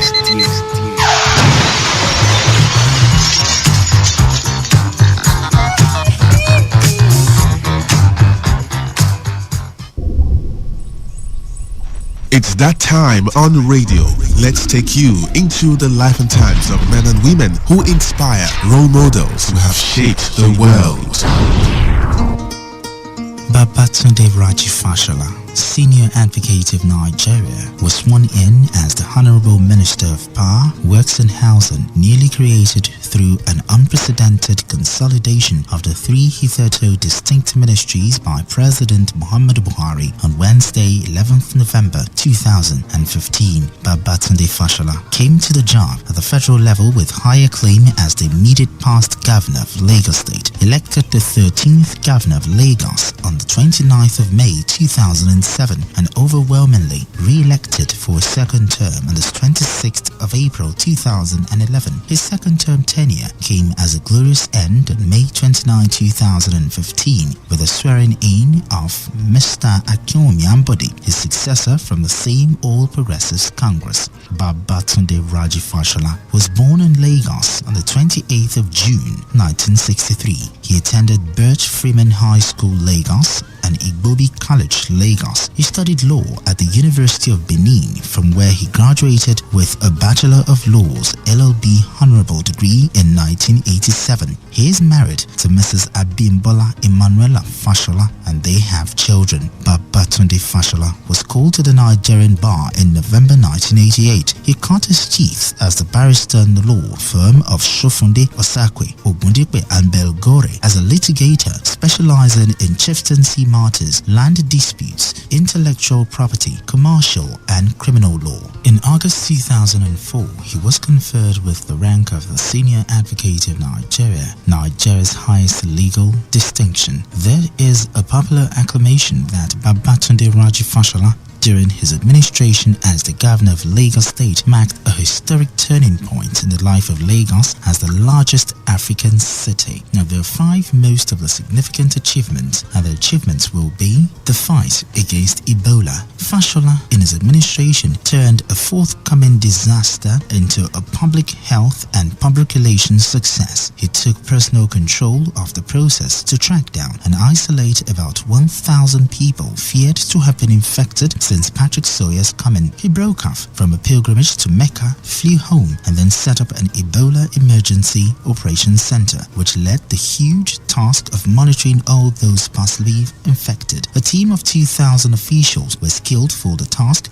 which ended knocking on 26,000 doors. At one point, he was briefed up to 10 times a day by disease control experts. He made a point of visiting the country's Ebola treatment center, a way of communicating to the Nigerian public that they should not panic needlessly. On the area of education, Fashola gave education the attention it earned. Later, the reintegration and creation of well-furnished new blocks of classrooms, distribution of free textbooks, provision of well-equipped workrooms and libraries, provision of buses for teachers and students to comfort transportation problems, the relaunch of uniformed voluntary administration in the state's public schools, implementation of teachers' salary scale (TSS) for teachers in the state public schools, involvement of the Adopt a School initiative, among others. Some of the rehabilitated schools include Ikoton Senior High School, Alimosho, Girls High School, Agege, Okemagba Junior High School, Mojoda, Amuwo Senior Grammar School, Tomia Community Secondary School, Alagbado. In the area of infrastructural renewal of Lagos, on assumption of administration, Fashola boarded a huge infrastructure renewal of Lagos metropolis. The main focus formed the key city highways. There was great reconstruction work going on at the same time almost all over Lagos. The result was that within the first 4 years of his term, Lagos metropolis wore a new look. Most of the main highways were transformed and painted. New roads were opened up with flyover bridges. State-of-the-art pedestrian bridges were constructed to substitute the run-down old ones. In the area of rural transformation, the Fashola administration also saw a great progress in the rural area as over 110 rural development projects were furnished under the rural water and sanitation structure. At the end of the year 2009, 104 communities were measured for delivery of modified Type A water scheme from the Intervention Fund. Some other achievements are in the rural sphere are the formation of modern abattoirs at Ologi, Okoba and Liarage, construction of access roads to link up villages in places like Imude Road, Shibiri Etegni Road, Ajangbadi Ilogbo Road, Agboroko to Igbo Road, Eleri Road, and Ariyo Muyo Tedioshun Road, and so on. His administration also took safety and security.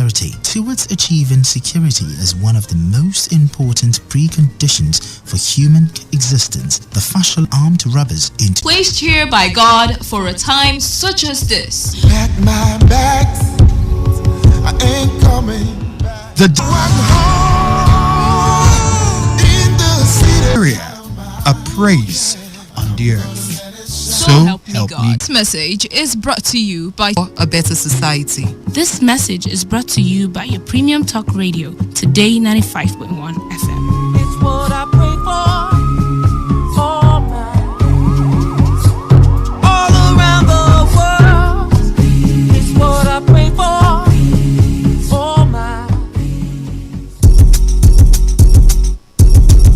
Corruption is a dishonest action that destroys people's trust. Corruption takes many forms and can be interpreted by many people in many ways. It is hard to enter into any sector in Nigeria without observing one corrupt practice or the other. The faces of corruption ranges from political, universities and college, bank sector, the civil service, even the religious bodies. In Nigeria, factors like greed, poor youth empowerment, poverty, unemployment, etc. are said to be responsible for corruption. However, no reason is good enough to be corrupt, because corruption is capable of crippling our economy, raise poverty level, bring about national crisis, as well as poor national development. Stop the embezzlement and misappropriation of public or government funds, bribery, malpractice, man no man, and treat all citizens equally today. A corrupt-free nation is possible. This message is powered by your premium talk radio Today 95.1 FM, the voice of the people.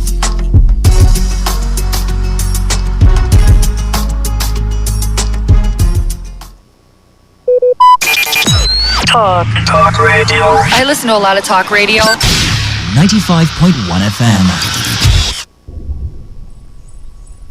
It's that time on radio. Let's take you into the life and times of men and women who inspire, role models who have shaped the world. Let me take you through a journey of Nigeria's nationalism. Do you know who the founder of Nigeria's nationalism is? A surveyor by training, a civil servant, a politician, an editor, a journalist, an accomplished violinist, a historian, and wait for it, an ex-convict. The founding father of Nigeria's nationalism. He helped to lay the foundation of modern Nigeria and contributed to the shaping of popular perceptions of a modern nation and its obligations to the public. In addition, he maintained an abiding interest in the history and concerns of black people throughout the world. Herbert Olayinka Samuel Healers Badmus Macaulay. That's a mouthful, right? He was born in Lagos on the 14th of November 1864 to Thomas Babington Macaulay and Abigail Crowther, children of people captured from what is now present-day Nigeria and resettled in Sierra Leone by the British West African Squadron and eventual returnees to Nigeria.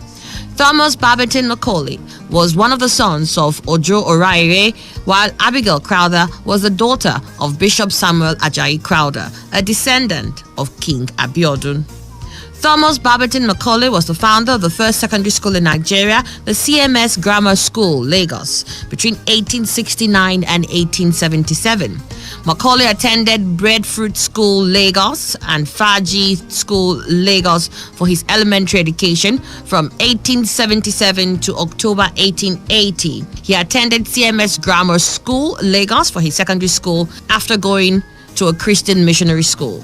From childhood, young Herbert Macaulay learned the importance of a sound education, patriotism, and of course Christian values. However, his grandparents and parents also believed in the importance of indigenous Yoruba cultural values and of working within the larger culture around them. Like many later Pan-Africanists, they advocated the intelligent selection of progressive values and institutions from westernized Christianity and African society.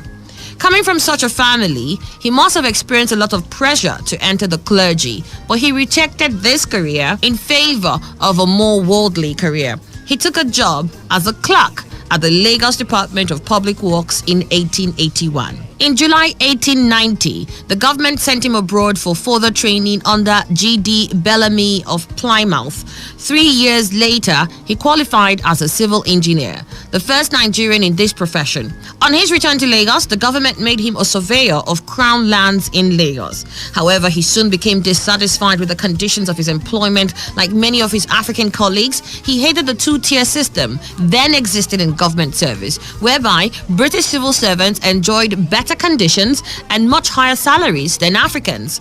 Thus, in 1898, Macaulay decided to go into private practice as a licensed surveyor and architect. His practice, however, was not very successful. Constantly in financial distress, he took advantage of his position as executor of the estate of a family dependent from which he misappropriated funds. Unfortunately, this act became known to the authorities and he was tried and sentenced to 2 years imprisonment.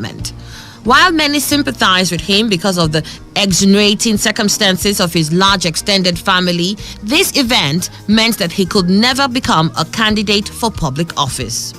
Now, barred from elective public office, Macaulay made his mark in politics through journalism. in political organizations and various advisory capacities. Between 1890 and 1927, he was a frequent contributor to the Nigerian Chronicle. In 1927, Macaulay joined forces with his friend Dr. John Akilade Colcrick, a physician and politician, to buy the Lagos Daily News, the first daily newspaper in British West Africa, founded in 1925. Macaulay decided on political tone of the paper.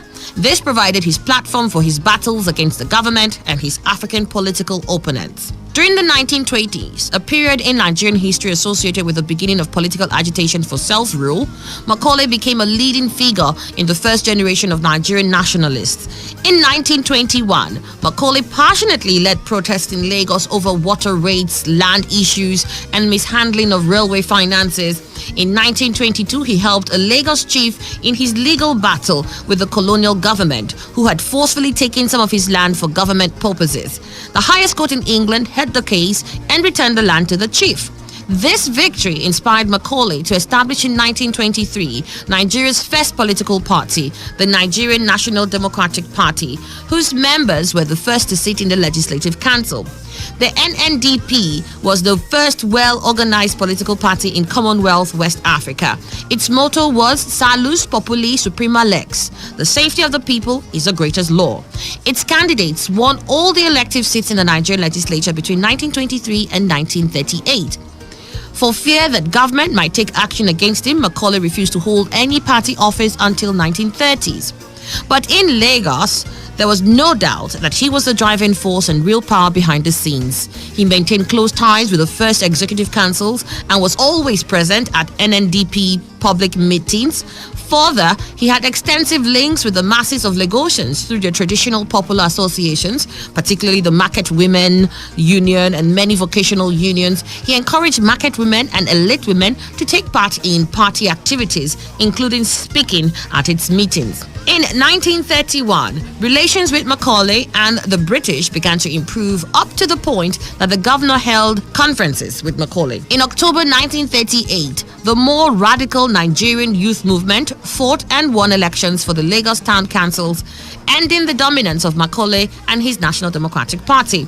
In order to avoid the demise of the party, Macaulay's NNDP joined forces with the Nigerian youth movement to form the National Council of Nigeria and the Cameroons, NCNC. The NCNC, led by Macaulay, was not set out to be a political party. It was more of a nationalist organization designed to advocate for an independent Nigeria. In August 1944, however, he saw the leadership and strategy of the National Council of Nigeria and Cameroons, NCNC, offered brilliant prospects in the struggle for self-government. Although many of his colleagues in the NNDP executive disagreed with him, he carried the day when he threatened to resign if they did not agree to enter into a coalition of interest groups. Nnamdi Azikiwe, the dynamic leader of the NCNC then, capitalized on Macaulay's decision to join the party. At this time, Macaulay was 80 years old, but still appeared physically strong and mentally alert. But his insistence in undertaking a strenuous campaign against the constitutional proposals of 1945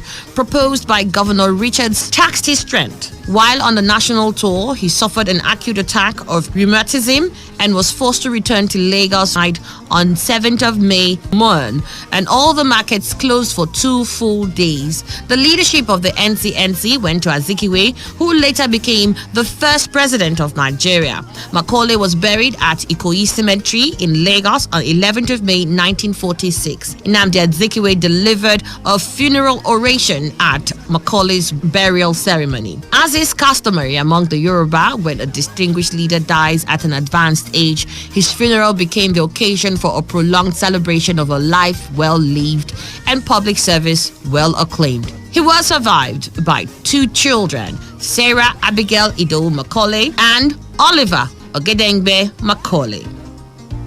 Personality profile. Now you know.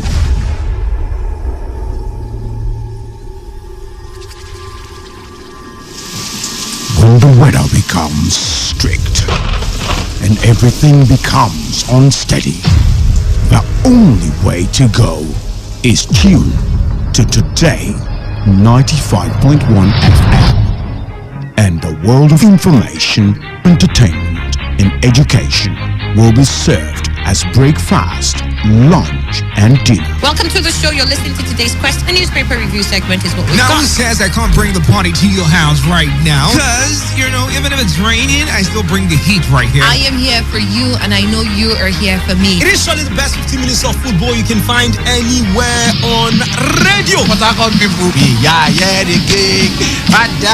Back here in the Garden City of Port Harcourt. Today, 95.1 FM.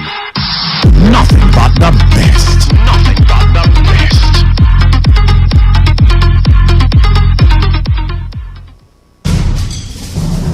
Some people will carry human head in their boots and they will not charge them because they are collecting bribe. When they go collect salary, then go say government need to pay them way. All these taxi drivers safe. They don't even get papers. Even driver's license safe, they no get. You back there. Hold on there. Their cars are in bad shape, very, very bad shape. They have no ethics of driving. That is why they will continue to bribe so that they can have their way. I will shoot you down. I will shoot you. Headlights, you no get. Side mirror, you no get. Motorway to carry animal. Now you take put for road to carry human being. You don't even wind the motor when rain they fall. You no get conscience at all. Take, you be number 15. You be number 5. More than no forget on a number. Let's allow them do their job. Do not obstruct justice by giving or taking bribe. Avail yourself a check. Even you, Oga driver, stop reckless driving and always update your papers. This information is brought to you by Today 95.1 FM, Voice of the People. Fire incidents have become a regular occurrence, with thousands of lives and millions of properties lost every year in this country. Hardly a day passes without news of a fire outbreak in some part of the country, causing fear and panic among the people. Needless to say, we need to remind ourselves of the possibility of an outbreak at any time. This is what is likely to prevent us from being taken by surprise. Always put off appliances when not in use. Do not overload electrical sockets. Fuel your generator before, not when in use. Avoid fixing electrical faults personally when you apparently do not have the skill. Keep the candle on a candle stand. It takes only a minute for a fire to get out of hand. In case of a fire outbreak, please call the fire service hotline 070-315-221-99. This message is brought to you by your premium talk radio station, Today 95.1 FM, Port Harcourt, Voice of the People.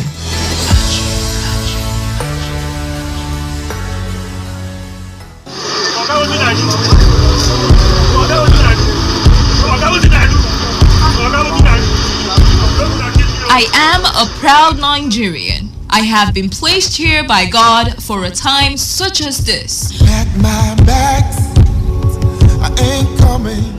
The degradation, challenges, and problems faced by Nigeria are the perfect backdrop for me to develop and utilize my God-given potential.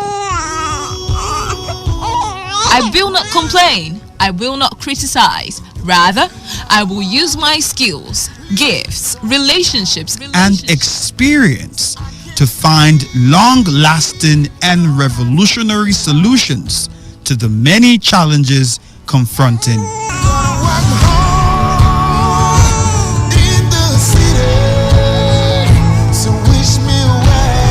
To make Nigeria a praise on the earth.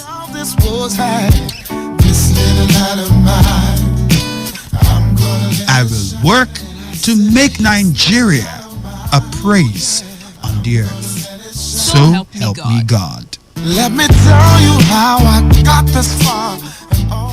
This message is brought to you by Today 95.1 FM, Voice of the People.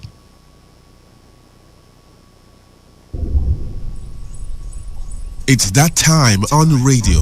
Let's take you into the life and times of men and women who inspire, role models who have shaped the world. In the history of Mali, Alpha Omar Kanara was the very first democratically elected president to relinquish power to another democratically elected leader. Kanara was born on the 2nd day of February 1946 to the family of Bambara, a teacher and a Fula homemaker in Kayes, Western Mali. He is married to Adam Ba Kanara, a historian and a writer who takes active course in newborn and refugees. Konare started his primary education in Kayes and went on to attend Bamako's Lycée Tarizon de Froger, Collège de Maristes of Dakar, Senegal, the Collège Moudet of Kayes, and the École Normale Secondaire of Katoubo between 1962 to 1964. He completed his advanced studies in history at the École Normale Supérieure in Bamako from 1965 to 1969 and at the University of Warsaw between 1971 and 1975. He began his professional career as a tutor in his hometown Kayes, then a lesson teacher at Makala and Bamako.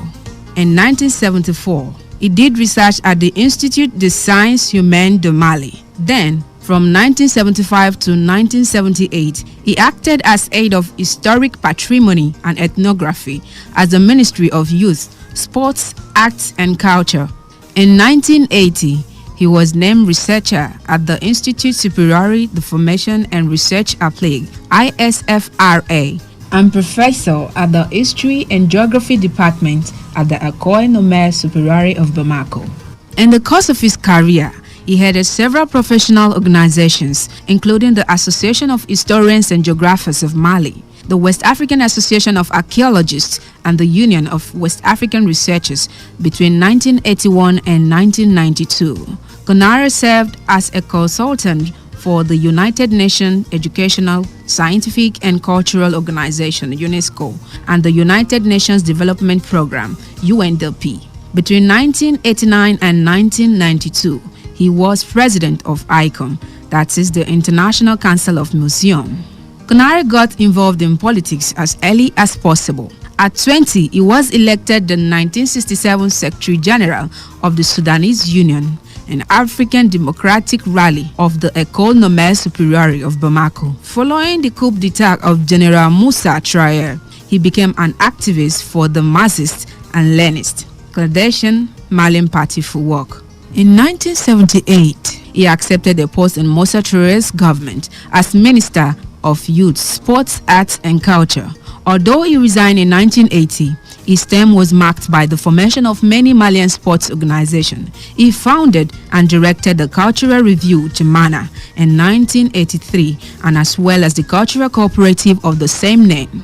In 1989, he also founded the daily newspapers Le Echo, and in 1991, he began Radio Bamako, which happens to be Mali's first free radio station. In 1990, he participated in the creation of the Umbrella Movement Alliance for Democracy in Mali, which united the PMP with a number of anti-Touré groups. With the 1991 fall of Moussa Touré, Konare helped transform ADMEA into ADMEA and PASJ, an official political party, and served as its delegate to the 1991 National Conference of Mali. By the end of the democratic transition instituted by Amadou Tchouamani Touré, he was elected as Mali's first cleanly elected president in 1992, receiving 69.01% of the vote in the second round against US RDA candidate Traoré Mamadou Konaté. He was re-elected for a second term in the 1997 presidential election, despite a boycott of the ballot in protest of his annulment of legislative elections. He was sworn in on 8 June 1997. Konare was known as a Pan-Africanist who implemented economic reforms supported by the donor community and helped resolve rebellion in country's north region. He is also credited with protecting Mali's archaeological, cultural and academic histories, with curbing the spread of illegal small arms in Africa and with bringing information technology to Mali. However, corruption remained a significant problem under Konare's administration. Konare publicly rendered homage to Mali's first president, Modibo Keïta, and created a memorial to him in Bamako. Opposed to the death penalty, he commuted the death sentences of Moussa Traoré and his wife to life imprisonment in 2002. He is also remembered as the man who brought the continent's most prestigious football tournament, the African Cup of Nations, to Mali in 2002. On the international scene, Konare worked for peace and integration in the West African region.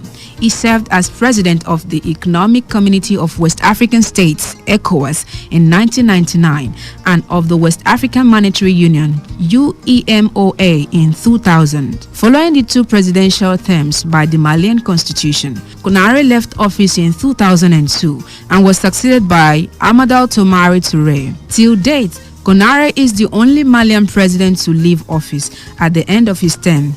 On 10th July 2003, he was elected as chairman of the Commission of the African Union (AU) at a summit in Maputo. He was the only candidate who held the post in an interim capacity. 35 countries voted in Konaré's favor. There were 6 votes against him, while 4 countries abstained.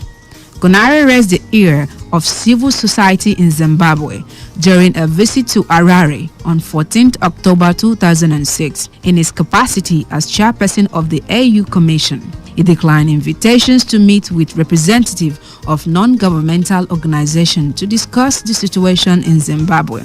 On 25th January 2007, at the expiration of his term, Konaré declared his intention not to seek another term as chairman of the AU Commission, and on February 1st, 2008, Jean Ping of Gabon was elected to succeed him. Ping officially succeeded Konaré as chairperson of the commission on 28 April 2008. Between 2003 to 2014, Konaré was the chairperson of AU High-Level Panel for Egypt, and finally, on 2nd June 2015, the chairperson of the Commission of the African Union, Dr. Lamini Zuma, appointed Konaré as the AU's High Representative for South Sudan, a position he holds till date. Personality profile. Now you know.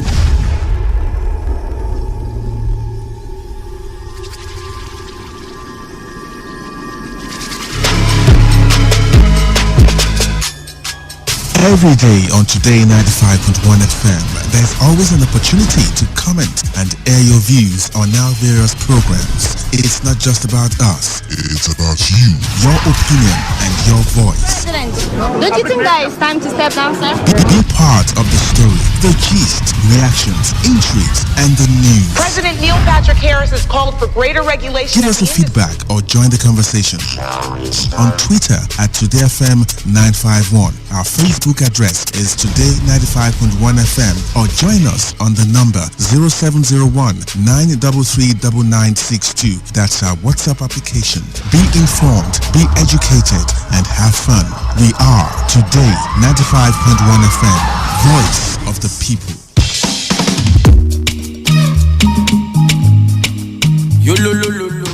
Government tell us say police now our friend. I remember what my papa tell me. He say make I mind who I dey call my friend.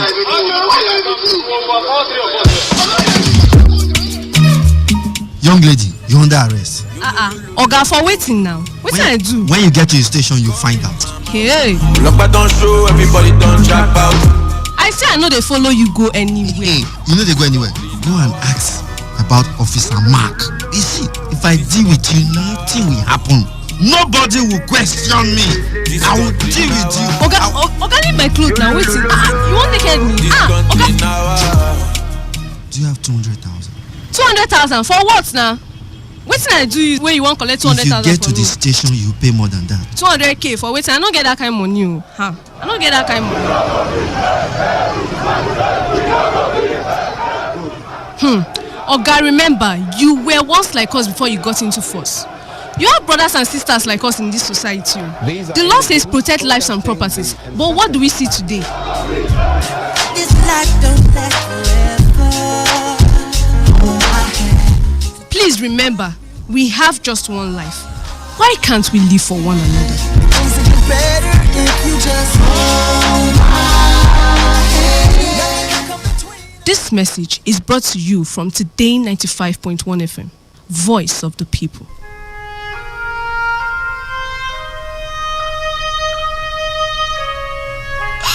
For crying out loud, why should you leave me at this point in time? Oh my God, in my life now. How could it do a thing like that to me? What on earth did I do to this? Suicide is a practice that is fast gaining dominance in Nigeria. Suicide is the intentional act of taking one's life. Within the first quarter of 2017 alone, many Nigerians have subscribed to suicide as a means to escaping depression, severe anxiety, acute stress, terminal diseases, lack of money or hope for survival, mental disorder, or even a heartbreak. The World Health Organization revealed that no fewer than 1 million people die annually from suicide, which represents a global mortality rate of 16 people per 100,000, or 1 death in every 40 seconds. It is also a fact that approximately 10 to 20 million people attempt suicide every year. But is anything worth dying for? Suicide is a major public health concern, but it is preventable. Talk to someone when you feel depressed. You can also prevent others from a suicide attempt by contacting the Nigerian Suicide Prevention Initiative on 080-621-06493 or 080-921-06493. Choose to live today because life is beautiful. This message is powered by your premium talk radio, Today 95.1 FM, the voice of the people.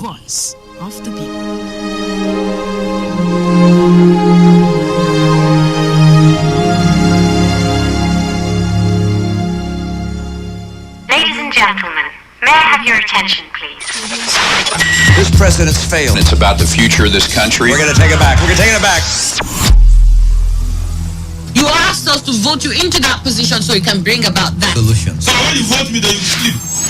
Let me see if I can take another phone call. Hello, Today 95.1 FM. Good morning. What makes a policeman to be able to feed is the gun he is holding. They use their gun to extort money from people. Good morning. What's your name and where are you calling from? No longer news that we are truly the voice of the people. Am I not a slave in Nigeria? I repeat, if you're a slave, let's not get to that now. So the Nigerian is You spot the difference now? Port Harcourt, are you ready? Today, 95.1 FM, the voice of the people. Radio has never been this good. Today, 95.1 FM. Every day, every hour. When the big stories break, depend on our 24-hour news team to bring you the latest. Today, 95.1 FM. Whether it's happening in Port Harcourt, South, Nigeria, or around the world, we've got you covered. On air, online, delivering balanced news and unbiased analysis. Today, 95.1 FM. Today, 95.1 FM, Port Harcourt. News update.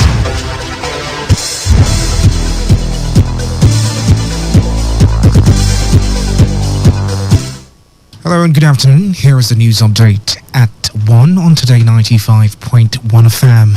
I am Dave Roberts.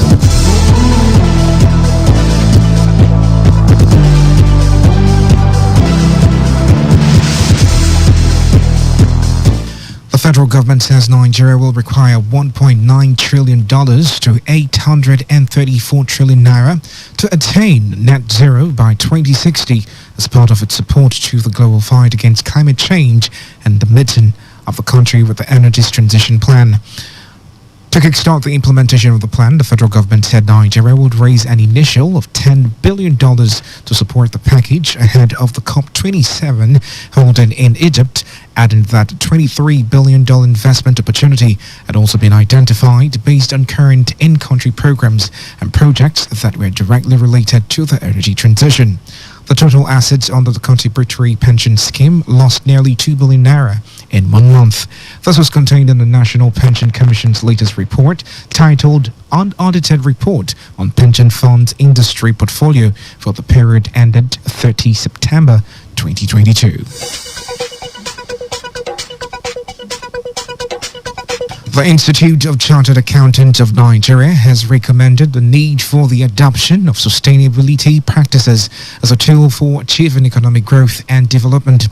In a communique at the end of its 52nd annual Accountants Conference in Abuja, the Institute stated that the term of the economic growth and development, the adoption is come in handy in the sustainability practice of the current situation in the country, current direction of travel as it determines the flow of new and mobile factors of production.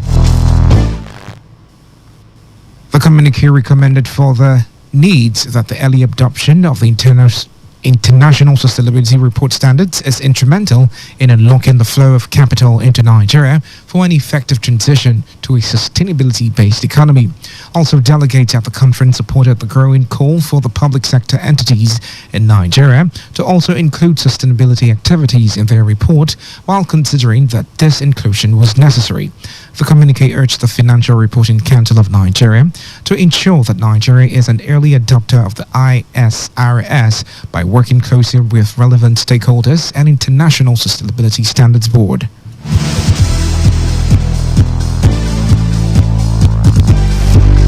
The National Association of Chambers of Commerce, Industry and Agriculture has faltered the parameters of assumptions in the 2023 budget estimates, noting that they do not reflect economic realities of the country's business environment. NASIMA President Ide John Odegbala stated this at the association's fourth quarter media briefing on socio-economic issues in Lagos. NASIMA has fully supported the CBN's decision on the redesigning of some Naira notes denominations, saying that it will curb crime.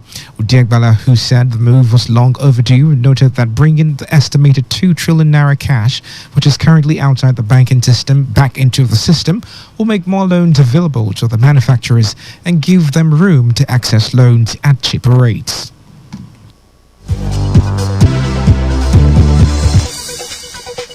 And on the foreign scene, Apple has warned shoppers to expect delays in receiving its new product after a strict COVID lockdown forced a major Chinese factory to shut down.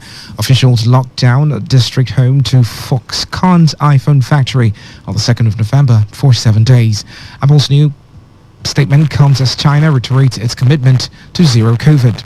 The announcement is set to disappoint investors who were hoping China would lift its COVID restrictions in the near future.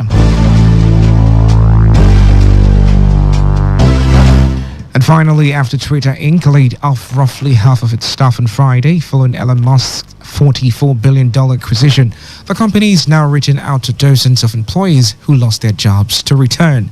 Some of those who have been asked to return were laid off by mistake. Others were let go before management realized that their work and experience may be necessary to build the new futures Musk envisions. Tweets by staff of the social media company said teams responsible for the communications, content duration, human rights and machine learning ethics were amongst those gutted, as well as product and engineering teams. That was a news update at 1 on Today95.1 FM. It's your right to vote. Ensure that you take advantage of this coming election to elect the leader of your choice. Good afternoon. I am Dave Roberts. Thanks for listening. Stay tuned. More interesting programs coming your way.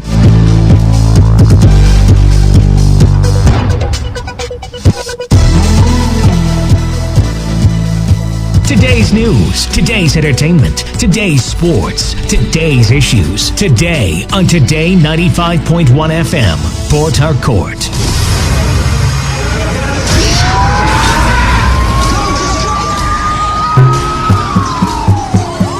Peace is a situation where there is no war or violence in a society. Peace allows wealth to accumulate and the society to advance. Through peace, generations of wealth, education,